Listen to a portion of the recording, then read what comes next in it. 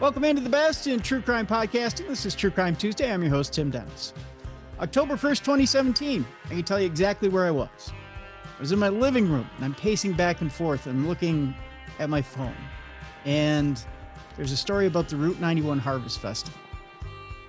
And I know for a fact that my buddy Wayne D is on stage and he's helping to host that festival. He's working for an iHeart radio station in Las Vegas.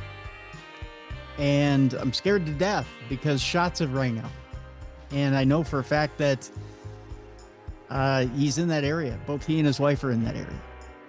And I'm scared for him. I'm scared for his wife. I'm scared that they both could be one of the reported dead or injured at that point. So me having news training, I know this much. I'm going to send him one text. And I just sent him a text saying, I'm praying that you're okay. That you're alive, you're okay, and you're safe. Just get back to me as soon as you get this and are safe and can answer me back. I stayed up till about 5 o'clock that morning.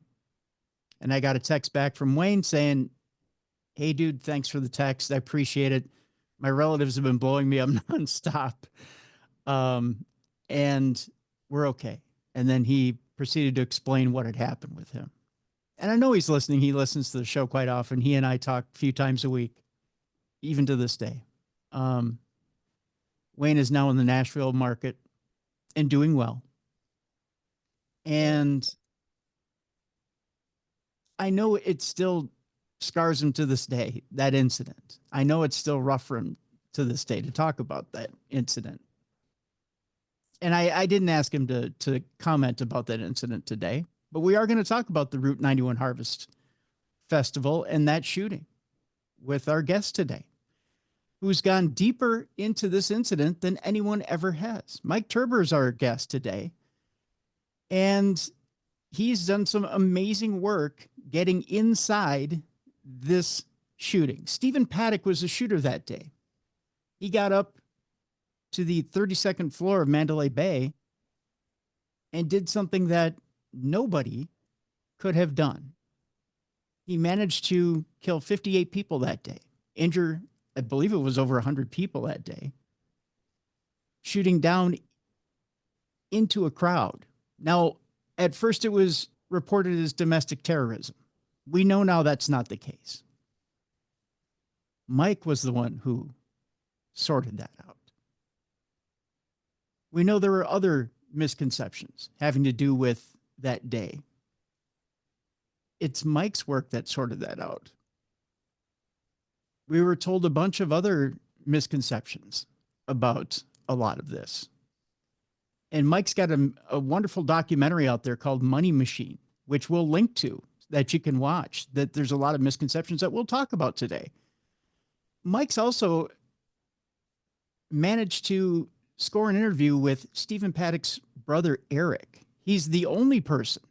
The mainstream media hasn't been able to talk to anybody close to Stephen Paddock, but Mike's managed to do that and get a perspective on this shooter who ended up killing himself shortly after he took out 58 people. Now, I am going to put the preface here. This is not an apologist show for Stephen Paddock. Stephen Paddock did a terrible thing, and you'll find that Mike doesn't apologize for Stephen Paddock either. But we do get a little bit of a perspective of why Stephen Paddock did what Stephen Paddock did that day by Mike's incredible work of what he's done behind the scenes of this show. Let me just rephrase that of what Mike's done with his investigative work and what we're about to reveal on this show. Let me tell you a little bit about Mike. Mike is not only an investigative reporter and a darn good one at that, but also is a former military intelligence specialist and a darn good one at that. I'm going to bring him in right now. We'll talk a little bit about his background. Ladies and gentlemen, let's welcome in for the first time here to True Crime Tuesday, Mike Turber. Mike, welcome in. Thank you very much for having me. Appreciate that. Thanks for the intro. There's a lot of accolades here. I don't know if I'm going to live up to everything you said, but I'll try my best. Oh, absolutely. I guess I get a little flustered talking about the day too, because it was quite personal to me. Tell me how you get involved in this story and how you're brought into this story. Well, that night, it was shortly after the shooting was over. It started hitting the news and stuff, and I came on to different news programs to listen. I had my my scanner with me, so I was trying to listen into the radio calls and stuff to get a perspective as to what's going on. And at the time, no one had any idea that this was going to become the largest mass shooting in United States history. No one had any idea really what was going on. There's just a lot of confusion, which basically being in Vegas and the number of people that were there even created more confusion as you know, people were interviewed, and there's multiple shooters. There's shooters at Bellagio. There's shooters all up and down the strip, in the trees, up in the towers, all kinds of different things. And so as I was watching this, it was classic, a lot more questions than answers. And we knew, especially being Vegas, based on, you know, obviously Vegas is Vegas. You know, anything that happens bad there is going to be quickly brushed aside so they can get back to business as usual, which is exactly what happened. But, you know, a lot of the questions that were left on the table, I thought, wow, this is, you know, going on here, and a day or so goes by. But I had received a phone call from a longtime friend who would just say he was very high up in the intelligence community, as high as you can get. And he called me and he says, "Hey, you're obviously looking at the Vegas thing." He says, "Why don't you get over there and get some answers? Because I don't think anyone else is going to get any answers. And the people that are there now are probably not going to be the people that are going to get the answers. So you want to get over there." And I said, "No, I was already planning on that anyway." But so I did. And I ended up going over there within a week or so. I was pretty much over there almost every day.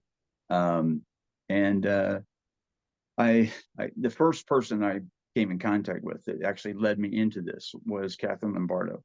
And when I talked to her, I had found a specific piece of evidence that no one had. And this is how all this really snowballed. The footage, the CCTV footage that existed at the time was all taken by MGM. MGM sent out all the security guys to all their owned hotels and adjacent properties and things like this, and just got all the security footage back. Mm-hmm. They didn't want that leaking out, you know, to the press and things like this. Well, I decided I'll go look for that as well. And I ended up finding some CCTV footage, basically closed caption, you know, security camera of a parking lot. And the owner of the business, I asked him if I could acquire whatever he has on that camera that's aimed towards the two tanks, remember the two fuel tanks that's right. Paddock was shooting at, trying to get to explode or whatever. And that camera was aimed directly at him. So I asked him, I said, "Does anyone come by here and ask you for this footage?" He said, "No." I said, "Wow, does it run 24 hours a day?" He said, "Yes." And it's not just motion. So it basically records the whole thing. So I said, "Excellent." I said, "Have you looked at this footage?" He said, "No." He says they can't really get into it because he's not really sure how the back end of it works. So I ended up acquiring that from him. The footage was off by a day. The way they had set up the camera system was off by a day. And once I got that footage, and I had full access to a security system, full access. And as I was looking through it, I actually noticed that the tanks were not the story for this particular footage, but a female was running from the concert and had been shot.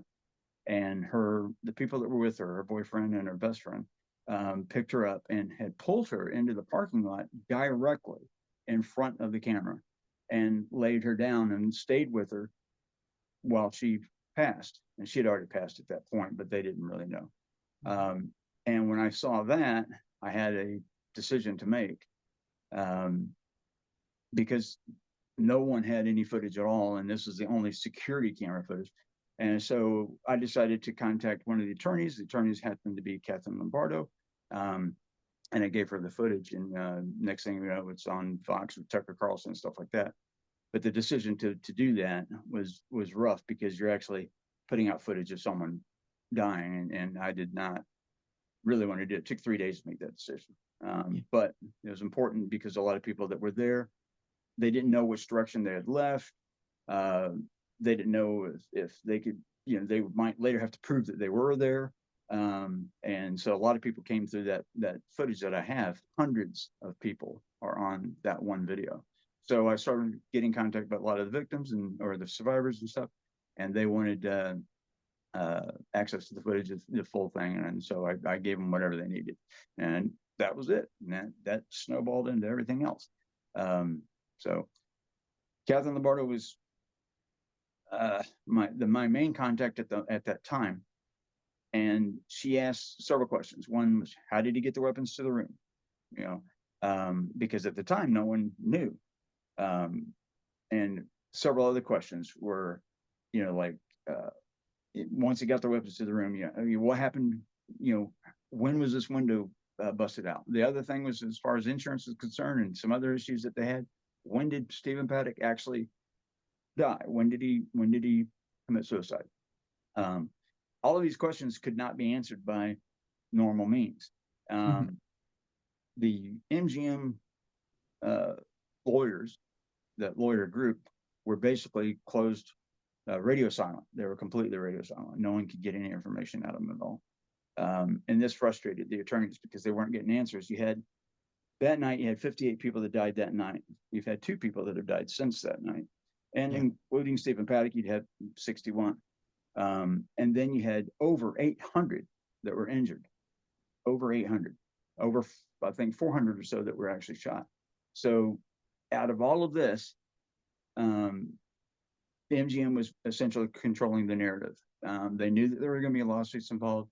Live Nation, which is who put on the concert, they had their own issues.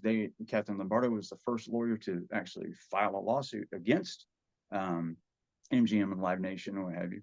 And a lot of that,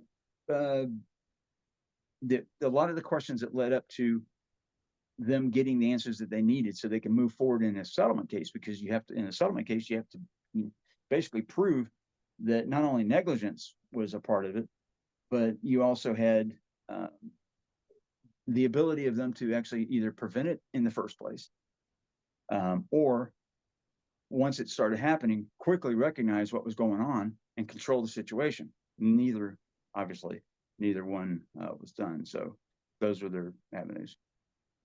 I guess the first sigh of relief, and I use this term very, very loosely here, Mike, would be, and you'll see where I'm going when I throw this to you, is in the first few hours, days of this attack, ISIS claims twice to say that they were part of this, that this shooting was that they're behind this, right, which we know now to be completely false.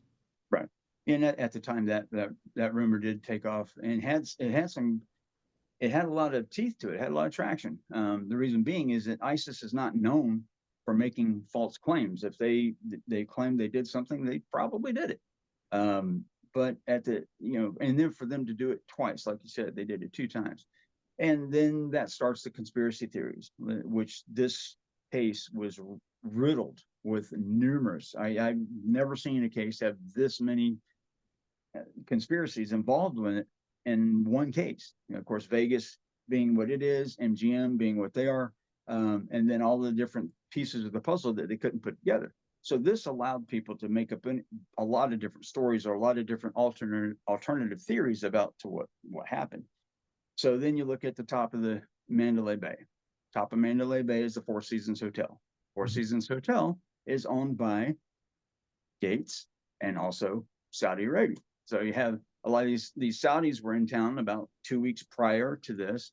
And as anyone knows, that was the nationality of Osama bin Laden. And one thing leads to another. And then you have all kinds of different directions that this thing could have taken. And that's essentially what happened. And as that being the case, you had many people that were putting out stories that people were running with it. Helicopter theory. The crowd was shot by helicopter. Yeah. And that was a guy, but he goes by the name of John Cullen. It's not his real name, but we debunked that almost overnight. But But that theory still holds to this day. Many people believe that that's what happened. They don't believe that a single man, 64 years old, from the 32nd floor, was able to do what he was able to do. You know, there's a lot of theories about the weapon being belt fed instead of it being a bump stock, you know, all these different things. But, yeah, a lot of it was essentially people getting in that limelight, which is not something that I was trying to do at the time. It's just basically get the information for the attorneys so the survivors can move on with their lives. Well, And Mike, that, I mean, yeah, let's face it. You're on the 32nd floor. That's a killing field. I mean, it really yeah, is. yeah, You're sitting duck. yeah, you're shooting into a barrel of fish. Essentially, is a very bad way to say it, but that's effectively what was happening. And the thing about it was, as far as the crowd is concerned, the first few shots, I originally believed were being fired into those tanks. I thought that, okay, maybe that's what he's doing first. He's going to get this tanks on fire. That will get anyone on that side of the Route 91 to come his direction, which is directly adjacent, you know, the opposite side. Later, I found out after doing some analysis that that wasn't the case. But at the time, that's what we thought. And as he was doing this, there was a lot of chaos, and people didn't know where to go. So not only did they not know where to go, and there's no true, direction given by the security team that was there. They were hearing these sounds being bounced off of the buildings. You had, all these hotels are huge, basically walls around Route 91 and around that concert venue. And, this created a lot of echoing, which also gave to the rise of, the shots are coming from over here. Well, what you heard over here was an echo, and those shots came from over here. But it was quickly figured out that the shots were coming from Mandalay Bay. Even the officer, you can hear him on the radio call saying it's coming from, Mandalay Bay halfway up. But yeah, that was, with the amount of people that were there.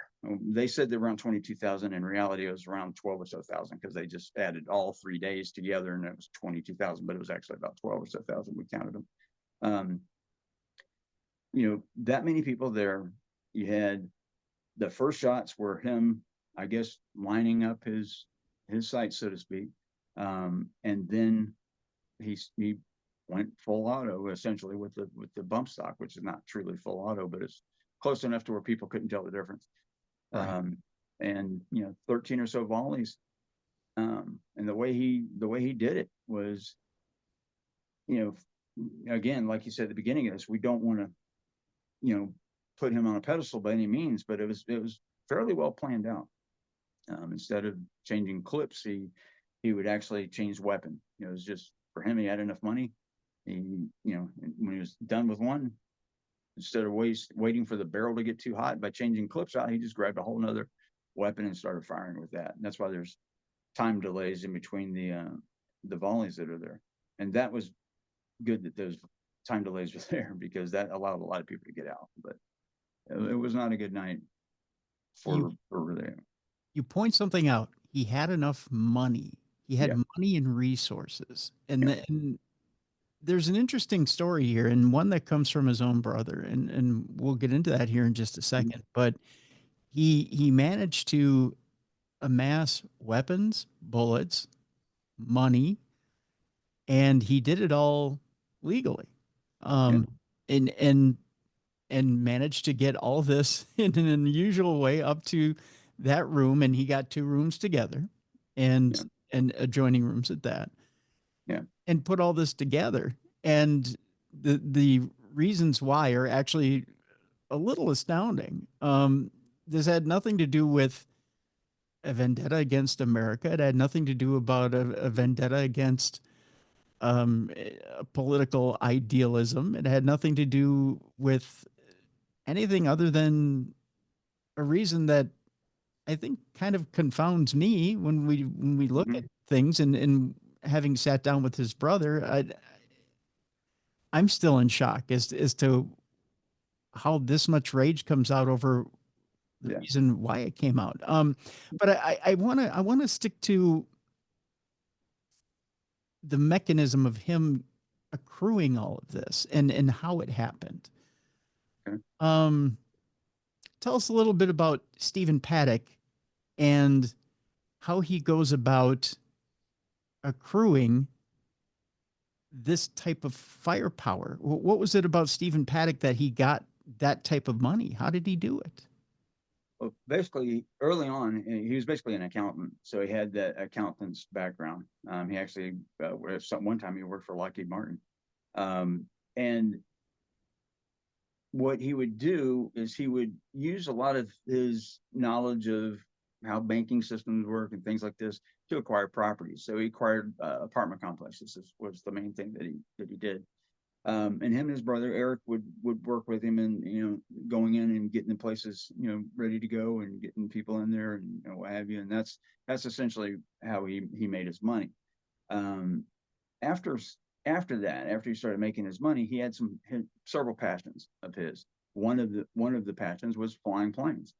He liked to fly planes, so he bought his own plane. He got a pilot's license and stuff like this. He liked to travel, and he loved to go to Vegas. He used to live in Texas, and then he moved to Mesquite and Nevada. So he was very close to Las Vegas, had a house there. The woman that was in his life was Mary Lou Danley. She was his hostess at Reno, which is where he used to gamble. And when he always would say that he made a lot of his money by gambling, when in reality most of his money was made through properties and stuff like this. But he was a fairly decent gambler, and his game of choice was video poker. He didn't interact with a lot of people. He wasn't a table game kind of guy. So he would sit at a video poker machine for hours and hours and hours. But he did it in a very smart way. He would learn which machines paid essentially what percentages, and he would see which one had the highest percentage of payout. And he would wait until that machine became available, and he would just play that one machine. And then once he got the amount of money he wanted, he would move on. But with that comes the perks. This is where the motive comes in. This is where we're going to go with this. Okay. The perks that came along with this were, free room, free this, free that. You treat it like royalty. And in Reno, he had gotten to the top. Essentially, he maxed out. The only way to go up from there was to go over to Vegas, where he ended up being a smaller fish in a much bigger pond, which is how Eric likes to describe it. Eric being the brother. And as such, he probably didn't get as noticed as much, which in some ways worked in his favor, in some ways kind of didn't. But they started playing with his comps in Reno. Once he got to a certain point, they just weren't going to really pay him the comps like they used to. It's just like, no more. So, and just like Eric says, it says, oh, Mr. Paddock, you're not going to get the 3 times points on the slot tournament, because you're already at the highest levels. We want other people to enjoy too. And he's like, well, they're changing all that. So, so changing that made him go to Vegas. Well, the same thing started happening in Vegas. So in the end, we had the motive was the biggest thing about this whole case. Was no one could figure out why he did it. And that's what got me to contact the brother. The only way you're going to find out what's going on through the mind of an individual is to either interview that individual, which in this case obviously couldn't happen, or interview the persons that are closest to him. The only person that I could think of that knew him better than anyone was his brother Eric. So I contacted Eric, and he didn't want to talk to anybody. He said he did 2 little interviews in front of his house, and that was kind of the end of it. And I didn't want anything to do with it. So I left him a couple messages saying, hey, I'm a nobody out here. I'm just a guy trying to figure some things out. I told him, I said, I'm spending my own money doing this investigation. I'm not monetized online or any of these things. I literally am just trying to figure something out. I said, here's a question, if you can answer. And then that was me leaving a message. A week goes by and he contacts me back. He had looked at some of the things I had produced and put on online, and he liked what he saw because I was one of the few that were not going down that conspiracy trap, that rabbit hole. And I was really trying to get actual answers forensically, all of these different things that were very specific points that the lawyers wanted, I was trying to get. And so he admired that. Had a problem with the reporter that was trying to talk to him before, which was a RJ reporter, Review Journal. Mhm. And he says that he'll talk to me. And I said, okay. So we kind of hit it off in an odd way when I talked to him on the phone. And there was a lot of parallels that I could see between him and his brother, and some, you know, and trying to get into the mind of Stephen was going to be a little easier to try to go through Eric, but at the same time, I wasn't going to use Eric, So I said, let's just talk whenever's necessary. And he's kind of put, laid back too, but in some ways he's kind of in your face, as you could tell by some of the interviews that he did. Yeah. Very irritated with the Metro Police. He did not want to talk to them. Didn't want to talk to, CBS, NBC, ABC. Everybody was trying to contact him because he was good on camera, so to speak, because he was very animated. But he essentially had some of the answers that I needed. The motive was the question. It took 2 years for the FBI to finally come out and say what they believed the motive was, and lo and behold, it was the motive that I had 2 years previous to them coming out. So kind of a frustrating thing. One of the things I'm kind of interestingly fascinated with is that Eric's unashamedly candid about the fact that not only Stephen, but himself, he'll even admit himself that he's not necessarily a great guy. He'll tell you, Yeah. well, I'm a decent guy, but Yeah. unabashedly, I get things that I want, right? I'll be nice Mhm. to people to get things that I want. That's right. Um, That's him. and if I don't sit out on my front porch and just say hi to everybody who walks by, then I'm a bad guy, I guess. And to me that I think he was trying to search for the word antisocial Mm-hmm. with you when he was having the interview with you, and he was I think that's probably the best way to describe how he was trying to describe his Yeah. brother to you and maybe himself. Antisocial, would that be fair to say that maybe that would Absolutely. describe? That would be a fair description. One of the things that I mentioned to Eric was that I believed his brother had Asperger's.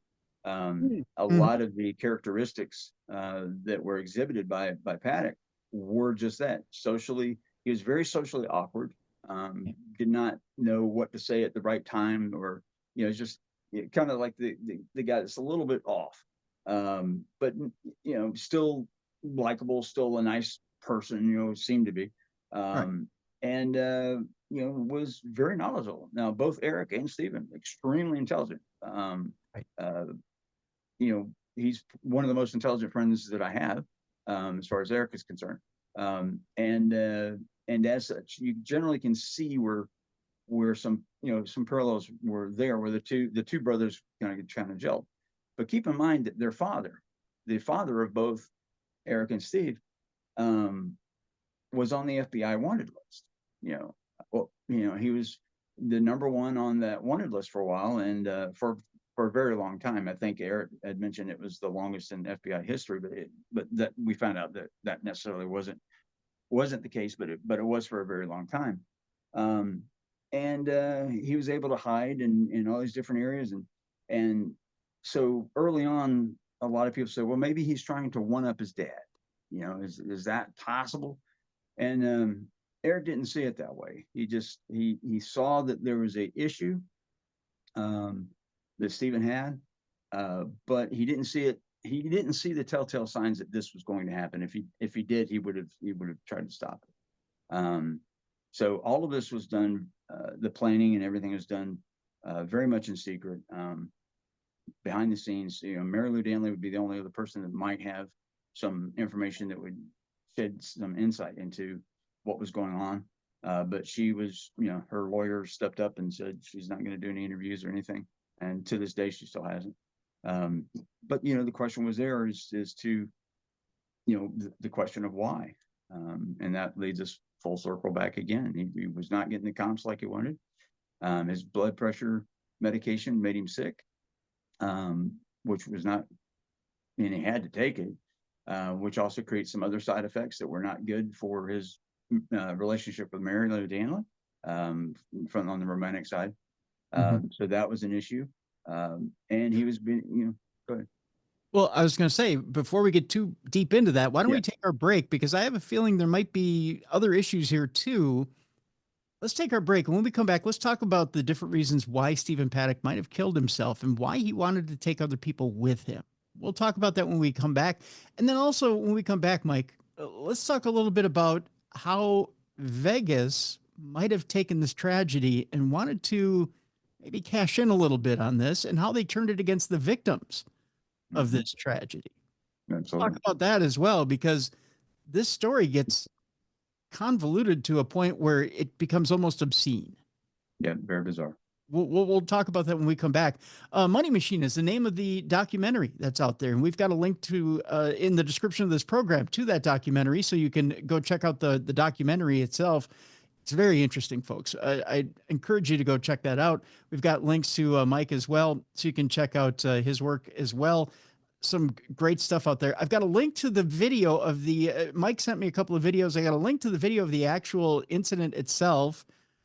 Mike's put together a video of that day, which is interesting, which has got multiple camera angles. And I'm going to put a link to the video of Mike. I believe it's the video of you and Laura Loomy, Mike. Loomer. Yeah. Laura Loomer, I'm sorry.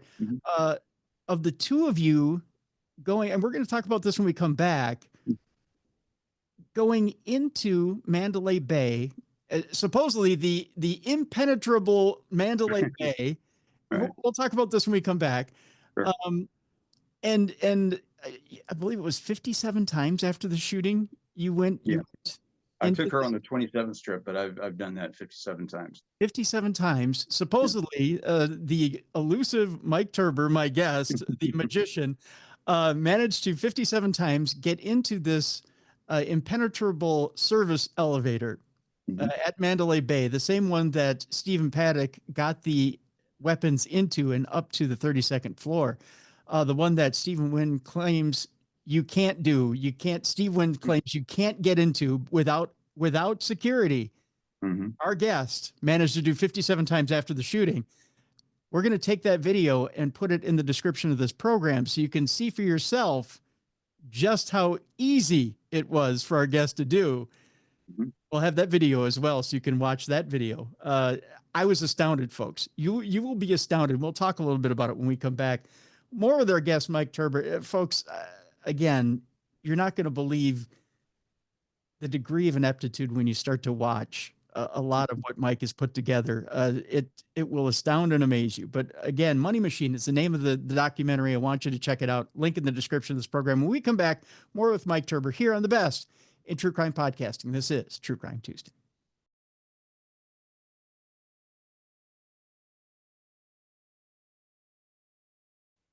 Welcome back to the best in true crime podcasting. This is True Crime Tuesday. I'm your host, Tim Dennis. My guest is Mike Turber, the name of the documentary, Money Machine. We got a link in the description of this program so you can check it out for yourself. We're talking about the Route 91 Harvest shooting in 2017, October 1st, 2017.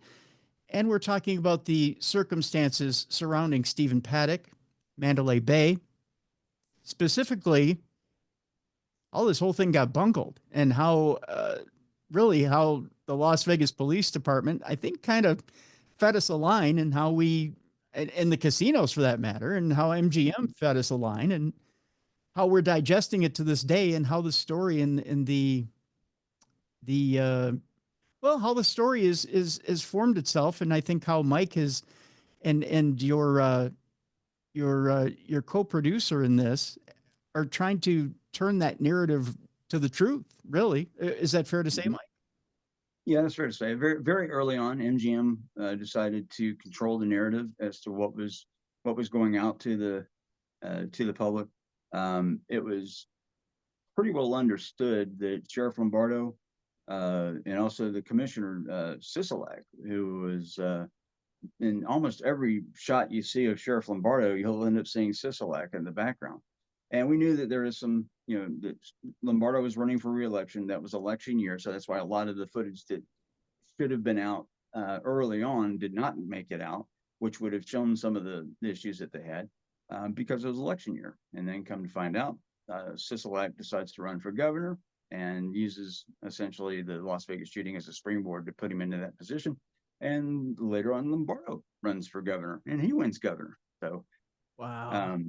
doing that, and neither one of them would have been in the positions that they're essentially in, or becoming governor, if this event hadn't happened. So using a tragedy like this as a springboard to push forward your political gain, it's pretty low. There's a clip, Mike, as things are starting to become, or as things are unraveling, as evidence is being found by journalists. And there's an interesting conundrum here that the RJ, or Review Journal, journalists are sitting there in press conferences and kind of folding their hands and saying to other journalists that are coming in and finding evidence that things aren't quite as they seem with the Paddock investigation. And it's said in Money Machine, that other journalists are finding the little tidbits, and they're standing up in press conferences and questioning Lombardo outright and saying, "Hey, what about this? What about this?" Lombardo, there's a clip of Lombardo saying, I don't like your question. Right. That's not how we answer questions or ask questions here. Yeah. And that was Laura Loomer that he was saying that to. That she was the one that was the problem for him. That's why I took her up the elevator too, because I figured, what, at that point, no one in law enforcement really liked what we were doing, especially what Laura Loomer was doing. And who better to bring up in the elevator and get that put on Fox News than Laura Loomer? So I took her up. The next thing you know, we're on Fox News with that. So yeah, it was basically, we knew we were pushing their buttons. We knew that they were pushing everybody's buttons because they were not giving out the information that we knew to be true. There were several questions left unanswered that they just simply would not answer. Some questions that really had nothing to do with the direction of the investigation, but just some simple answers to some certain questions. But what we later found out was that if they had answered, say, question A, it was going to lead to a new question, which would bring up evidence C, and we would have seen things like the officer who froze on the floor just below, an officer who was in a position that could have thwarted much of that attack, froze, and he's a training officer, an officer who trained other officers, literally froze in the hallway just below where the shooting was happening. You could hear the shots ringing out in the background. You knew people were being shot. People were being killed at that moment. And this officer froze. And the people that were with him, which include the trainee that he was with and the two officers that were from Mandalay Bay security, were standing there going, why is he stopping? What's going on? They didn't really know what was going on. That video was part of a body-worn camera footage that had been requested by the Review Journal and many other outlets as well, essentially to find out what was going on, what were the officers doing, where were they, and all these different things that led up to the breach of the room. And as such, once the Review Journal realized that they weren't getting any footage, they were the lead in a lawsuit that was basically put against Metro, and they were forced to give out the body-worn cameras and various other evidence. But they were not giving it out in order. Normally it's in chronological order. In this case, it wasn't, which we found odd, but we didn't know why. Well, the why is because it was an election year.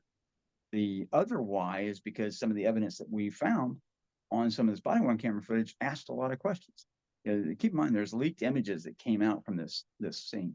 I was the person who figured out that his body had been moved. During my investigation of it, I was able to determine that. We'll talk about why or how later, because you don't have enough time in this show to do it. But we have all of these different questions that weren't being answered, but some of the answers were inside this evidence that was put out.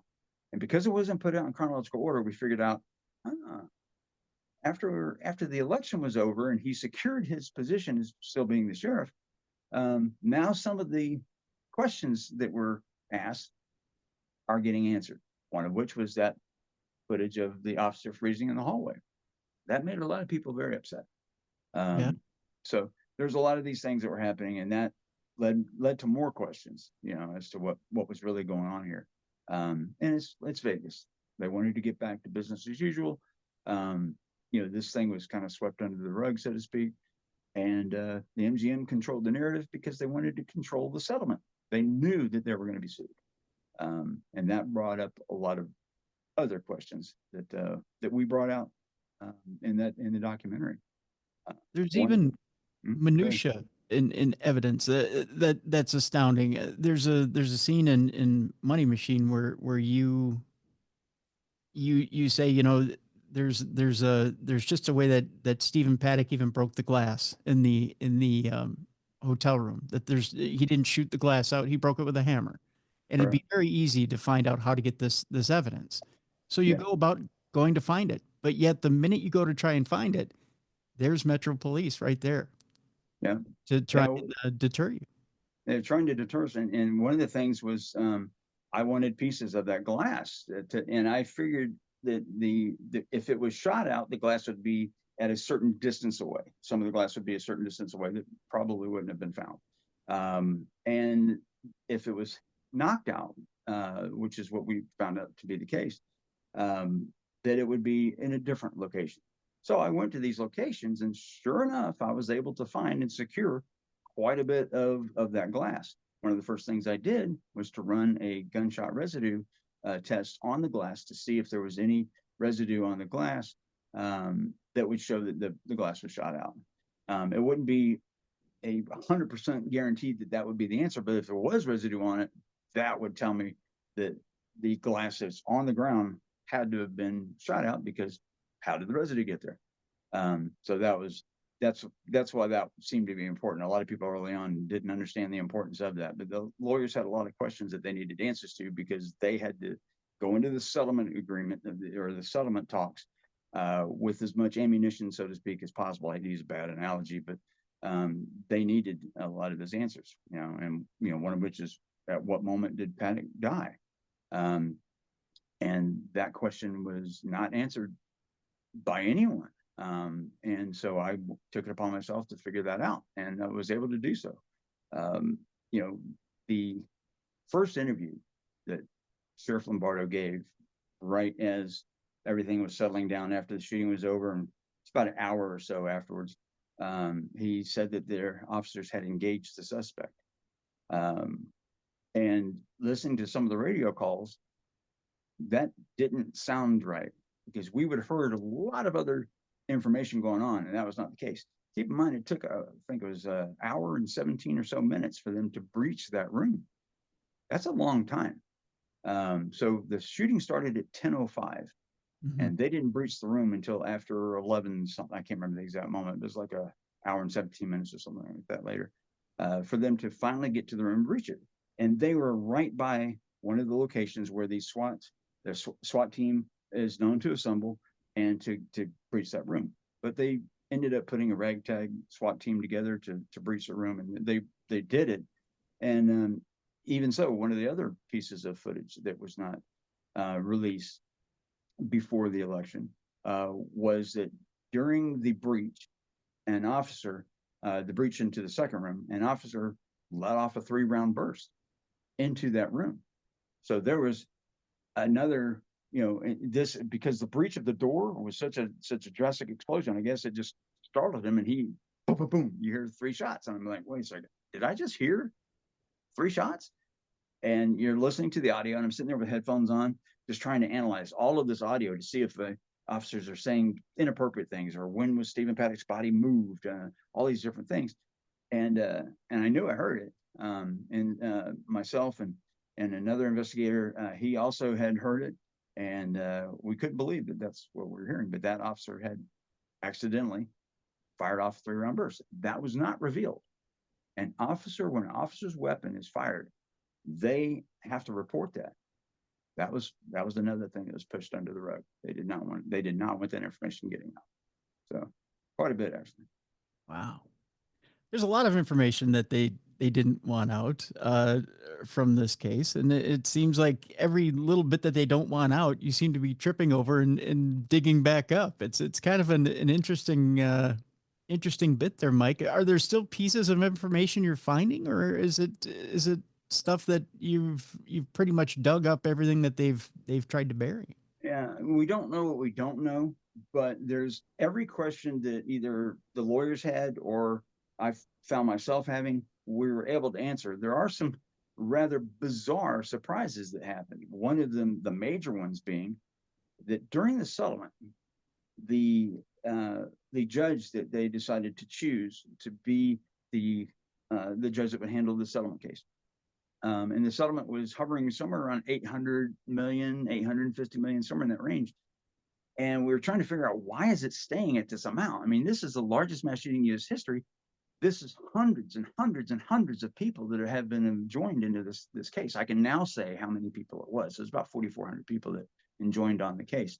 Back during the time I was under an agreement not to be able to mention that. But so you had this number of people that are suing this company, and then you have this judge who was picked to handle the settlement. This judge was Jennifer Togliatti. Well, Jennifer Togliatti, that name sounds a little bit familiar. So a guy that I know, his name's Roger Keenis. He had pushed forward the information that the person that handles all of Mandalay Bay and all of MGM security also is a vice president. So you have the head of security for Mandalay Bay and MGM, who's also a vice president and head of all their three S's, their security, surveillance, and whatever the other one is. And so you have him, and his name is George Togliatti. I wonder if they're related. Yeah, they're related. Jennifer Togliatti is the daughter of the head of MGM Security, George Togliatti. I don't know about you, but that seems like that would be a major conflict, to have the person that's handling the settlement of the largest mass shooting in U.S. history be the daughter of the head of MGM Security. And Jennifer, imagine that. Yeah, she should have recused herself right away. Yeah, she should have recused herself. She didn't. That was kind of an area of contention for a few people, and one of those people was Roger Keenis. Roger Keenis is the guy that gave us the information. Is also the only person to not enjoin on this lawsuit. He basically refused and pulled it out because he didn't want anything to do with it. But you know, that is what it is. But only in Vegas. I mean, this could just not be probably people listening to this have never heard this information before.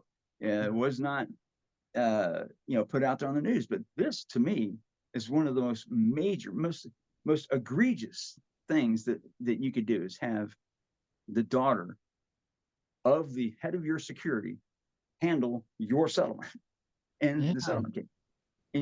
And she's a great judge. Don't get me wrong. I mean, there's nothing wrong with her as an individual and her being a judge and things like this. But immediately, one of the things I noticed was I went to, once I found out the relationship between the two, I said, well, let me find out how they talk to each other or whatever. So I went on the page and started doing screenshots of the pages and their conversations on Facebook and stuff like this. And then next thing you know, that information is gone. As soon as we leaked that information out, that this was what was going on, all hell broke loose as far as the survivors are concerned. They were like, we're not going to get a fair deal. She's going to control it. Come to find out, all the above, which has still to this day a lot of questions to it. I mean, I can't say I don't want to be sued myself, but right. I can tell you can tell my thoughts on this.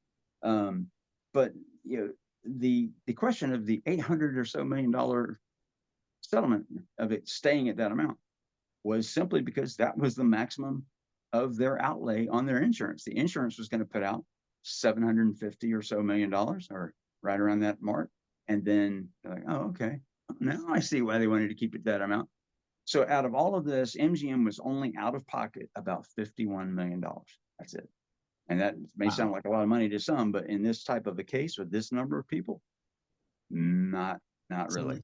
It's nothing. I mean, if you look at the sheer amount of money they probably take in a year, that's nothing.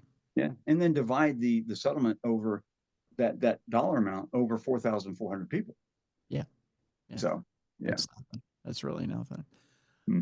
There's also a point too where, depending on how this thing washes out and what type of verdict there is as to what type of attacker Stephen Paddock is, the casino tries to go after the victims and sue the victims. What's the story behind this? Well, the story behind that was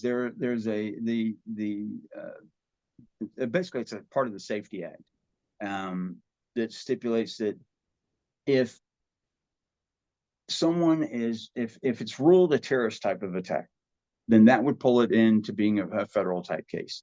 And they felt like if this went to trial, that they were not going to get a fair trial in Vegas. So the best way to do it would be to convert this into a federal case. And one of the first things they decided to do was to involve the Safety Act. And they essentially sued the victims. So one of the attorneys, his name's Craig Island, he was actually interviewed on whatever station it was. He basically said right out, he says, these survivors, these victims of this case are being sued for being shot. It's just absurd. No one had ever tried this before, but that's one thing that they tried. Now, that was quickly, I think over the period of 3 days, it was so ridiculous. They had gotten so much bad backlash from this crazy idea. But it was a strategy, and whatever attorney decided that was an appropriate strategy to do, quickly learned that it probably wasn't, and they did pull that back. But that really pissed off a lot of people. I mean, you're going to sue us you're going to sue us essentially for suing you, because the only way that they could convert this into a different case is if the Safety Act was enacted, and it couldn't be because it was not an act of terrorism. So. I'm surprised the lawyer didn't push it as still being part of the Safety Act, because terrorism can be stretched out to a certain point. Now, you can claim, sure, Paddock wasn't part of a terrorist organization, but now mass shootings do technically qualify as an act of terrorism. Right. And it comes under the clause of domestic terrorism. Yes, domestic terrorism. Right. And because early on, people thought he was a agent of ISIS, or he was a this or that, or they were looking for ties. Oh, he worked for Lockheed Martin. He must have sold some, all kinds of different things that were going on. None of them being true, but if you don't have someone coming out correcting all this bad information that was being put out, then the bad information definitely takes a life of its own. As you well know, and as I well know, we delve in some of the areas of the paranormal. We delve into some of the areas of all these different fringe things, and as such, we see a lot more goofy stuff that we know is just complete hogwash than the average person. And then trying to differentiate between the two, it becomes increasingly difficult over time. And that's what was happening is here. So much bad information was coming out because there was no actual information coming out. People just made up their own information on the fly. And then it took on its own persona and its own story and its own life. And then as such, it just grew and grew and grew. It's just like the story of the helicopter theory. I mean, that guy, me and him went round and round quite a few times. He called myself and another person a hero for figuring out that the moment this Paddock died, and that we did actually go through the audio to determine where the shots came from, and to prove once and for all, to dispel all of the ninjas in the tree theories, all the helicopter theory and stuff like this, to determine where they were coming from. And that took some time. But he, comes out with his channel, and his whole channel is based on a lie. But those things happen. So, conspiracy theories are going to be there. Right. We just deal with them. Speaking of, Mike, I want to follow up on that, on the theory as to why Paddock did it. You had started to mention, health. You'd started to mention the fact that these comps were pulled from Stephen Paddock, this vendetta against the casinos. Right. There's something that came to mind as I was watching your work, and it started to race around in my mind a little bit, and I wanted to throw it past you.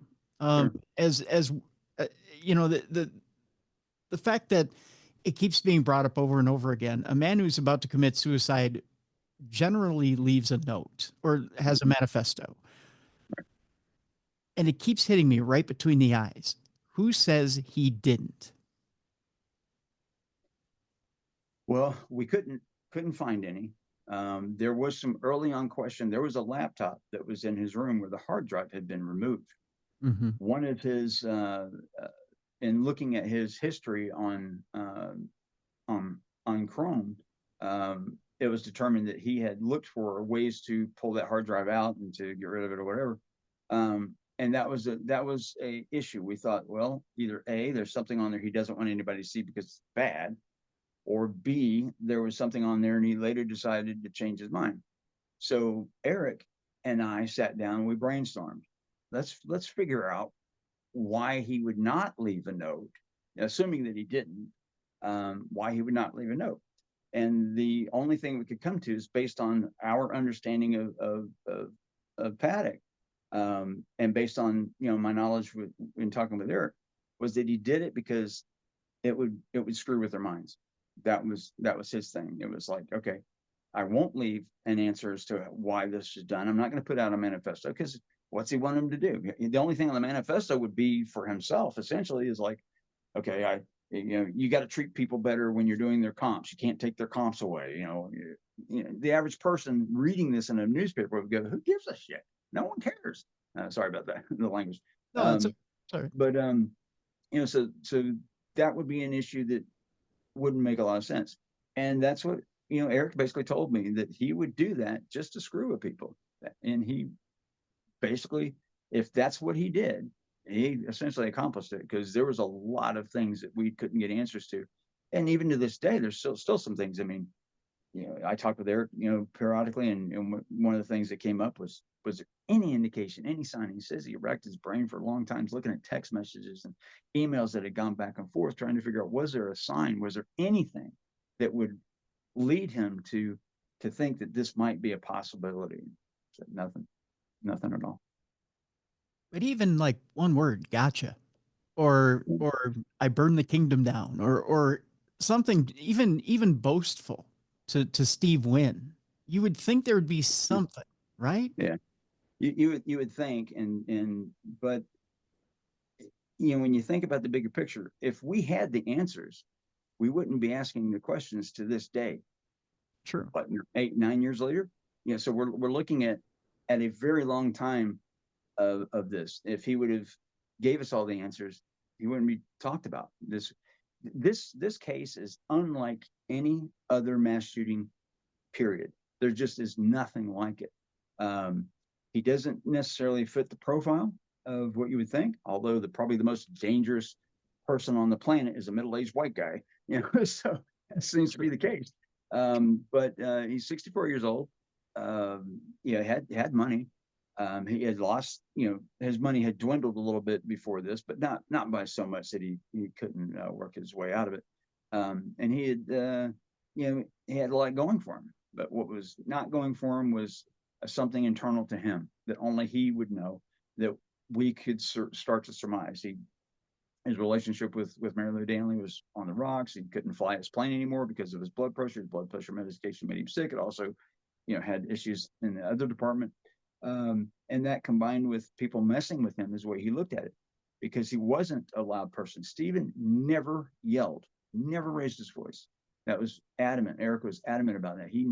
I've never seen him yell at anyone, or never anything like that. That was what Eric was telling me. And as such, a lot of those types of people, that type of personality, holds things in. And then it's like, I'm going to get you back. I'm going to get you back. I may not yell at you now. I may not hit you. I may not do this or that, but I'm going to get you back. And that kind of seems to be the mentality, in my opinion, as to, what was happening. And that's what he did. So he was trying to get back at the casino industry. It didn't, it was impactful for that moment of time, but Las Vegas is very quick to get back to business as usual. And that was a whole nother story in and of itself. That's the ultimate aggressive and passive aggressive, right? I mean, Yes. to take it and take it and take it and then finally just explode. Yeah. That's the ultimate aggressive and passive Yeah. aggressive. And not letting and not leave any clues as to why. Right. Make people wonder. That to him is, if he's still around, he's wherever he is, which would be down there Right. somewhere. People would think that this was his, his lasting legacy or whatever you want to call it. I mean, there's no competition with his dad. I mean, that's another theory that's brought out. Yeah. He's going to one up his dad. No, that's not the No. case here. But that was talked about early on. A lot of people still believe that, but no. He just he was him, and he has his own little chapter in the book somewhere. That this case sits on its own. There's really nothing to compare it with. I know as we're running really short on time, I know you've had dealings with the Tiger King series, and I want to talk to you about that on a separate episode. So Sure. we'll bring you back to talk Tiger King on another episode. And we also have some UFO stuff we need to talk about. This isn't a one and done, Mike, but we'll bring you back to talk about Tiger King as well, maybe on a separate episode. But can you give us just a blush before we leave people today? Well, yeah, sure. One of the things that, as with this case, I decided to get involved. The easiest thing to do to get some answers was to get as close to the case as possible. The closest person that I could get into the mind of Stephen Paddock was his brother, Eric Paddock. So the same thing happened with Tiger King. The way to figure things out was to get close to the person involved. Well, Joe's in jail. He's in prison, so I can't get close to him, even though we do talk. But I decided, well, let me try. So I am one of two people in the world that was able to get to the level of connection with Carol Baskin as I did. So wow. If you want some inside information on her, I mean, I had access to everything that she had, a bank account, passports, all these different, everything, every piece of information that you could imagine. She was very forthright, but yeah, that's a whole nother story. And man, Tiger King, was that a wild ride or not? Yeah, it was. Well, I tell you what, we'll bring you back. We'll talk Tiger King. We'll do that in a future episode. And because I know they've talked about wanting to do a sequel to that, but the further we get away from it, it seems like it's going to be impossible to do that. Yeah, you'd have to. When we did the one for Discovery ID, I was the director of photography on that, and that was essentially trying to determine, what really happened here. Where is Don Lewis? Did Carol actually kill her husband? And believe it or not, we got really close to the answer. I got extremely close. Might even have the answer. Really? Okay, we'll tease that. We'll tease that, and then we'll bring you back. Tell you what, maybe we'll do it in about a month or so. How does that sound? That sounds good. Sounds good. All right, sounds good. Mike Turber, my guest. I tell you what, again, Money Machine. We have the link in the description of this program. We also have the link to the video of Mike taking Laura Loomer up in. Folks, you got to watch this video. It is insane. I'm just telling you, it's insane how he just goes up to the 32nd floor in the service elevator, the same one that Stephen Paddock took, with his weapons. And you won't believe how many people he walks right by in the service area. It's insane, folks. So we've got that video. And then also there's a video that Mike sent me of the actual day, which from different camera angles, the actual day of the Route 91 Harvest Festival. The only reason I want to post this, and again, viewer discretion advised on that video, I want to show you guys just exactly what kind of chaos happened that day. And when you're involved in a tragedy like that, why it is so hard to survive that type of tragedy. You have to see it for yourself. It's the entire video with police sound in it and everything. It starts out with from across the street, the view from across the street. Mike has done a tremendous job of putting the entire scene together from beginning to end. There's even a guy with a GoPro who's down on the floor of the concert. It's giving his perspective. It paints a wonderful picture of everything that happens in that time frame, from the floor of the concert to getting across the street. and really put you in the scene of that tragedy, it puts you there without being there. And it really lets you know if you have to survive something like that. I think, Mike, it's fair to say you have an idea of exactly what that type of chaos is, and just exactly what it's like to be in something like that. Yeah, and the main four screens that you see on the screen when you're watching this, that's actually the security footage from Mandalay Bay. I was able to acquire all of that, and I can actually be just like I was a security officer there and able to move the cameras around. But this footage here is the exact footage that the person sitting behind their security cameras was able to see that night. This is footage that a lot of people have never seen. Yeah.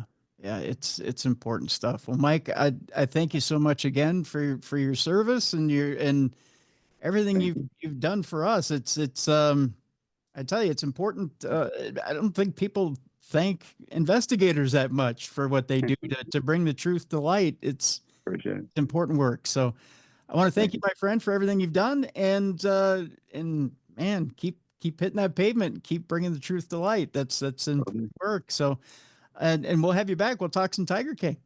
Sounds good. All right. Thank you, my friend. It's time now for us to lighten things up a bit. We'll bring in Jessicafreeburg. It's time now for Dumb Crimes and Stupid Criminals. It's Crayon News story time.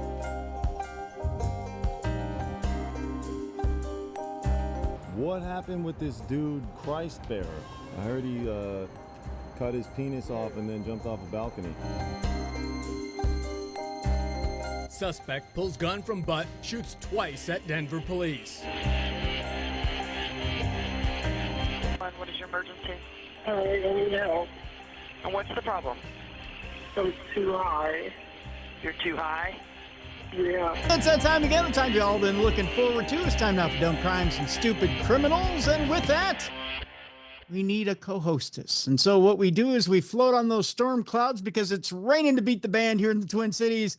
We'll float on a storm cloud. We'll go all the way across the Twin Cities. We'll reach out to a co-hostess that has three bestsellers in 5 different continents. I don't know how many continents there are. I failed that part of school. And we'll reach out and grab someone who's witty, intelligent, funny. Got to bring the funny on this segment, and also pretty easy on the eyes. Ladies and gentlemen, here she is, the Hindustan Times bestseller of all time, Jessicafreeburg. Jessica, how are you doing? I'm great. I'm just hoping that we don't get blown away in a tornado. Well, if we do, then we end up in a movie, and a best-selling one at that. That's on the that's what I call peacock, by the way. But you gotta yell on the cock. I've learned that from the guys from Saturday Night Live. That's what they call peacock. And then that super hot guy, Glenn, whatever his name is, comes and rescues us. Is that how it happens? I think so. Glenn who? I don't know. The guy in the new Twister movie.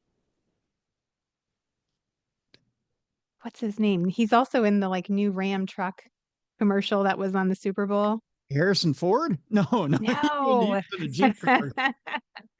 I'm sure our listeners will know who I'm talking about. Glenn. I'm Googling it. Yeah, you should probably. No, I'm not good with names. I know your name. Glenn Powell. That's his name. Powell. Yeah. Yeah. That guy. He's eye candy. Yeah, I guess so. Yeah. I have no idea. I'm not up on the guy stars so much. I mean, unless they star in comic book movies, I don't know. Yeah. Yeah. Or comedy. Did you not see the Twister movie? It was good. I didn't. Oh, I liked it. No. If there wasn't a Van Halen song in it, I didn't see it. No. Rest in peace, Eddie. Speaking of, I was going to save this for tomorrow's segment, but Sammy Hagar has a brand new song out. He claims was written with Eddie Van Halen from a dream visitation. Ooh, that is super cool. And the video is out now. I'm gonna have to pull that up. And it's called what is it called? Something like Goodbye, Thank You. What is it? Goodbye, Thank You, Encore, or something like that, or Encore, Goodbye, Thank You, something like that. I'll have more about it tomorrow, but it's interesting because it sounds like something Eddie wrote.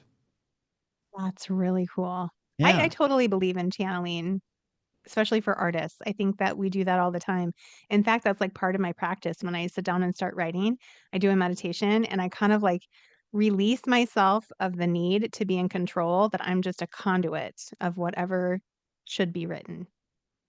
And the entire song is about it's quite literally about the dream visitation. It's about him sitting there in the dream and Eddie coming to him and him just saying thank you for the, how does he put it? Thank you for the fame and the fortune, thank you for the memories, thank you for, and he's basically just saying thank you for the good times and that they Aw. sat down and wrote this song. And it, Joe Satriani is a guitarist on the song, and he said he studied a lot of course, they did this Best of Both Worlds tour that had happened over the past year or so, and then they have this residency coming up in Vegas this next summer.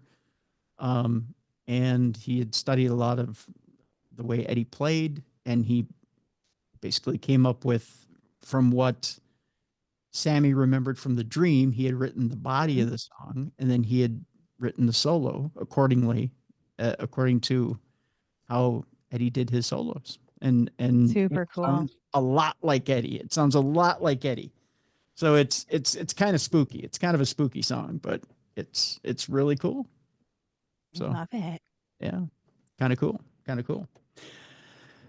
Also, it's kind of spooky, Jess. We're going to lead with a not so funny, not so dumb crime, not so stupid criminal story, but a story of interest in true crime.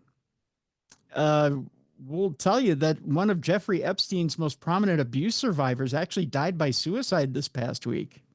I saw that. Yeah, Virginia Jeffrey ended up dying by suicide. Crazy. And I saw something on social media where she had written in her social media account that if I die by suicide, I did not do this to myself, basically. Right. That's Let scary. the conspiracy theories begin. Yeah. Right? Yep. Virginia Jeffrey, one of the most prominent survivors of Jeffrey Epstein's sexual abuse, has died by suicide, according to her family. She was only 41 years old and died in Australia, where she'd been living for several years. I mean, she totally moved away, got away from everything, even got away from the old skeevy prince himself. Yikes. Yeah. Jeffrey was one of the earliest and loudest voices calling for criminal charges against Epstein and his enablers. Other Epstein abuse survivors later credited her with giving them the courage to speak out. She also provided critical information to law enforcement that contributed to the investigation into and later the conviction of Epstein's associate Ghislaine Maxwell, as well as other investigations by the U.S. Attorney for the Southern District of New York. Her family said in a statement to NBC News, "It's with utterly broken hearts that we announce that Virginia passed away last night at her farm in Western Australia. She lost her life to suicide after being a lifelong victim of sexual abuse and sex trafficking." Virginia was a fierce warrior in the fight against sexual abuse and sex trafficking. She was the light that lifted so many survivors, the statement said. In the end, the toll of abuse is so heavy that it became unbearable for Virginia to handle its weight. She was raised primarily in Florida. Virginia had a troubled childhood, it says. She said she was abused by a family friend, triggering a downward spiral that led to her living on the streets for a time as a teenager. She was attempting to rebuild her life when she met Maxwell, who was Epstein's close confidant. Maxwell groomed her to be sexually abused by Epstein, and that abuse continued from 1999 to 2002, according to Jeffrey. Jeffrey also alleged that Epstein trafficked her to his powerful friends, including Prince Andrew and French modeling agent Jean-Luc Brunel. Epstein, a wealthy financier, died by suicide, supposedly, in a New York jail in 2019. I'm going to throw that conspiracy theory out there too. While he was awaiting trial on federal sex trafficking charges. If you believe the story, though, Jess, it was a bag of rocks that got trafficked out of jail, and a separate ambulance split off, and he went to it. And yeah, have you ever heard that? No, I hadn't heard that one. Haven't you heard the two ambulance theory? No, so like implying that he's not actually dead or Mm-hmm. ew. I mean, I really kind of hope he is. I hate to say that, but he's a There's bad man. there's a theory that it was, although they claim they have pictures of the dead body and everything, and that they have, that he's very much dead. But there's a theory out there that a body bag full of rocks went one way to a coroner, Mm. and Epstein went another way. He's very much I alive mean, it's not that hard to believe given the high power people that he was, supplying with young women. because old Ghislaine is in jail and she hasn't been touched, and she ain't talking. Interesting. Man, it's just so dark and icky and gross. It is.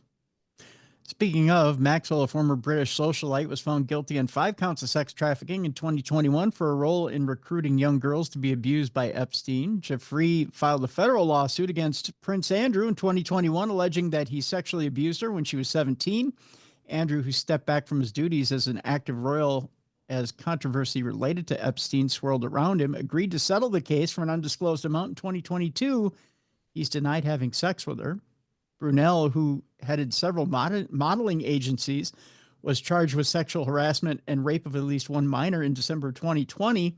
He denied wrongdoing and died by suicide inside his jail cell in February of 2022. Everybody is going by the wayside. Yeah. And all by suicide, quote unquote. Yeah, kind of unusual, huh? Suspicious. Yet the only one who stays alive is Prince Andrew. Yeah. For now, man, if I was involved in that in any way, I'd be so scared. Several months prior, Jeffrey testified against Brunel in a Paris courtroom in June of 2021. In an interview after her day-long closed-door testimony, Jeffrey said she appeared in court to be a voice for the victims and make sure Brunel was brought to justice. She said, "I wanted Brunel to know that he no longer has power over me, that I'm a grown woman now, and I decided to hold him accountable for what he did to me and so many others." She moved to Australia with her husband before Epstein's 2019 arrest. The couple has 3 children. Now, that's who really suffers throughout this entire thing. And I have to wonder, again, she had 3 children with a husband in Australia. She had started over. Mhm. So why now? Right. Like, what would cause her to want to end her life when her life was going well? It seemed like on the outside. I mean, you never know what people are going through, though. Right? You know.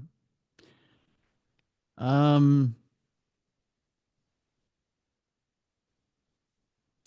It just says here in an interview for a Dateline NBC special on Epstein that aired before authorities charged Maxwell and Brunel, Jeffrey urged law enforcement to act. She said, "Take us serious. We matter." By the way, if you or someone you know is in crisis, call 988 to reach the Suicide and Crisis Lifeline. You can also call the network, previously known as the National Suicide Prevention Lifeline, at 800-273-8255, or you can text HOME to 741-741, or visit speakingofsuicide.com/resources for additional resources. That for those of you out there who may be struggling. Okay. Now we can get on with Dumb Crimes, Stupid Criminals. Because we're going to start right here at home, Jess. All right. Homegrown, right here in our own backyard. And we'll start with the Minnesota Vikings draft party. Did you hear about this one?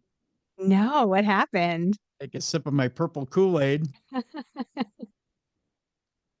As we start with our first story, it turns out one of our own, ex-Viking star Adrian Peterson, was popped for a DUI coming home from the Vikings draft party. Oh, gosh. Oh, Adrian. Adrian. He's not ours anymore, though. We don't have to claim him. Well, evidently we do. Right? If he's at the draft party, we have to. I mean, he I jumped guess. he jumped from team to team to team after he was a Viking, but now evidently wants to come back and claim Minnesota. Yeah, so he was at our draft party and then he got busted. Yeah, yeah, he wanted a little bit of Minnesota Rays, I guess. Former Minnesota Viking running back Adrian Peterson was booked into Hennepin County Jail early Friday morning on suspicion of driving while impaired. According to Hennepin County jail records, Peterson was booked into custody at 5:16 a.m., so he was out kind of late. Whoa, that is late partying. A little bit. For a pending fourth-degree DWI charge, details disclosing where Peterson was driving and the cause of him being stopped by the Minnesota State Patrol are not yet available. Evidently, he wasn't speedy enough to get away, which is typical for a 40-year-old. Just saying. In Minnesota, fourth-degree DWI is a misdemeanor and the lowest level DWI offense, because evidently the cop recognized him. I bet. Yeah. I could just get you to sign this ticket real quick and we'll call it a fourth. It usually applies to first-time offenders and includes a blood alcohol concentration below 0.16. By the way, the legal limit in Minnesota is 0.08. Peterson appeared at the Vikings NFL draft party on Thursday night. Doing the skull clap. He goes, "Skull, hand me another beer. Skull, hand me another beer." Bail for Peterson was set at $4,000, which he couldn't afford because he's got 8 kids. Wait, does he? I don't know if it's 8. He's got a lot of them. Oh, man. Hitting them switches. You know what I mean? He's scheduled to appear in court on May 9th at 9 a.m. in case you want to be there to get an autograph. bring your helmets and your football cards. Get an autograph. Your jerseys. And your jerseys, yes. Ooh, yeah, those jerseys. You won't have to pay the signing fee. You get it in court. He might not be in a very good mood, though. Be a bad time to approach him. He's got no choice, Jess. He's there to fight the charges, you know. Maybe Adrian should have taken this Florida man's advice in our next story, because it might have helped him get a 5th degree, which would have, or maybe even got off completely. Ooh. This Florida man offered a vodka spritz to Florida deputies after his chase. Here, officer. One way to do it. Here's a vodka spritz. Maybe we can come to an agreement. 39-year-old Richard Christopher Smith attempted to evade his capture, but was unsuccessful. Florida man is facing charges after he offered Highland County deputies an alcoholic beverage during a bizarre pursuit. I always find a good way to break the ice with deputies is to offer a nice vodka spritz, just. Let me make you a drink. Yeah, from my car. It's heavy. Yeah, out of the trunk. Well, let's have a trunk beverage, shall we? Celebrate this nice little chase we just had. Yeah. Around 3 p.m. on Saturday, deputies said 39-year-old Richard Christopher Smith of Miami stole several items, including several alcoholic beverages, and walked out of the Spring Lake Market. Well, it might be a hot beverage, but hey, he's willing to share what he stole. That's really great. We can split this up. It's not a big deal. Shortly after deputies arrived, they said Smith was in a black minivan driving circles around the store and then sped off, launching a pursuit that ended several miles later in the parking lot of a business at the Sebring Airport. That sounds refreshing. A nice vodka spritz at the Sebring Airport. It does. It kind of sounds like a full night of fun. It does, yeah. During the pursuit, deputies said Smith held a can of Kettle One vodka spritz out the window as he drove by a deputy, trying to get him to stop, telling a deputy, "I was just going to give you a drink. That's it." That's so nice of him. I want to hang out with this guy. What a pal. Yeah. Smith then attempted to ram 2 patrol cars in the midst of getting all 4 tires flattened by spike strips. So the goodwill ran out quick. Yeah, that's bad. By the way, officers retaliated. Smith was eventually tased and charged with 2 counts of aggravated assault on a law enforcement officer. They went from drinking buddies to tasing him. Well, it can go downhill quite quickly, Jess. You know, it goes from a casual drink to here's some electricity in your ass. I feel like I've had nights like that at the bar back in my youth. Yeah, you went from a casual drink to electricity in your ass. Yeah, it happens to the best of us. That's a hot date right there, sister. For real. For real. It was aggravated assault on a law enforcement officer, battery on a law enforcement officer, 2 counts of resisting arrest, DUI, refusal to submit to a DUI test, and petty theft. So he's got a laundry list of charges waiting for him. That does sound like a full night. I'm not going to lie. That's. By the way, Jess, if you're gonna get revenge on somebody, take advantage of the current political climate. Okay. Yeah, I mean, take full advantage. Seize every opportunity.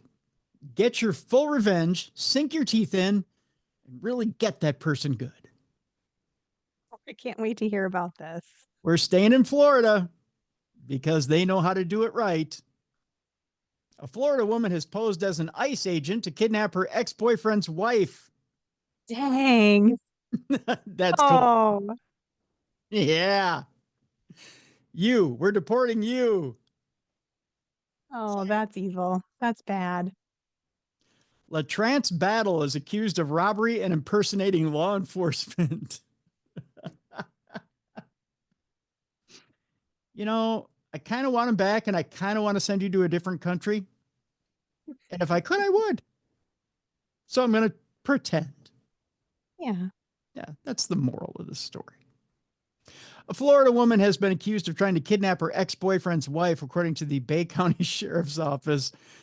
In a release, deputies said the situation happened on April 10th, which is when they were called to the Bridge Plaza Apartments complex about a suspicious incident. Upon arrival, deputies met with a woman who claimed she'd been kidnapped, the release states.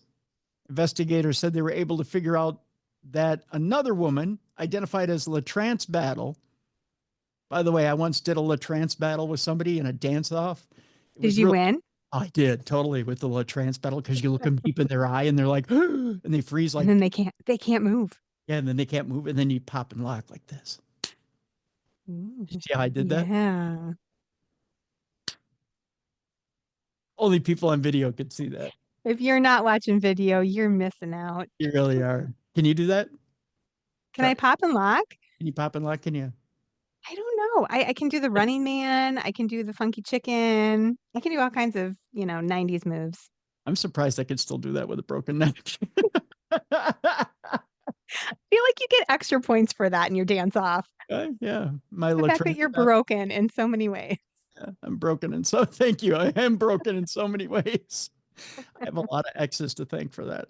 Oh. Anyways, we're back to the LaTrance battle. Well, yeah, at least they didn't try to kidnap you. Yeah, right. Yeah. Investigators said they were able to figure out that another woman, identified as LaTrance Battle, had come to her workplace and identified herself as an ICE agent. Yikes. I kind of feel like that happens a lot lately, so you don't know. It's kind of like showing up to somebody's work as a Domino's pizza delivery person. It's kind of scary because I don't think they're very well identifiable, right? So it could be like anyone. Get yourself a windbreaker, put ice on the back of it. That's pretty much, that's your Halloween costume, because no one's going to know whether it's real or not. Yeah. That's a bad Halloween costume, and yet also really good. It is. Yeah. Well, according to deputies, Battle had dressed herself up in a black shirt with ice painted on the front. Painted. And wielded a sheriff's office business card and handheld radio. So out of fear, she went along with Battle into her vehicle. Wow. She doesn't know her husband's exes. I think I know all of my husband's exes. I would recognize them right away. So if they showed up in a nice t-shirt with a pan, Yep. Do you think the paint was still dripping off the ice so it looked like menacing? Or do you think she actually did a decent stencil job? It's hard to say. Maybe she puffy painted it, like you do on your kids' like pants and stuff. Yeah, puffy paint. That'd be cute. Like a cute ice agent. The Right? little emojis around it. Yeah. Little flowers and Little hearts. glitter. Yeah, glitter. Dripper ice.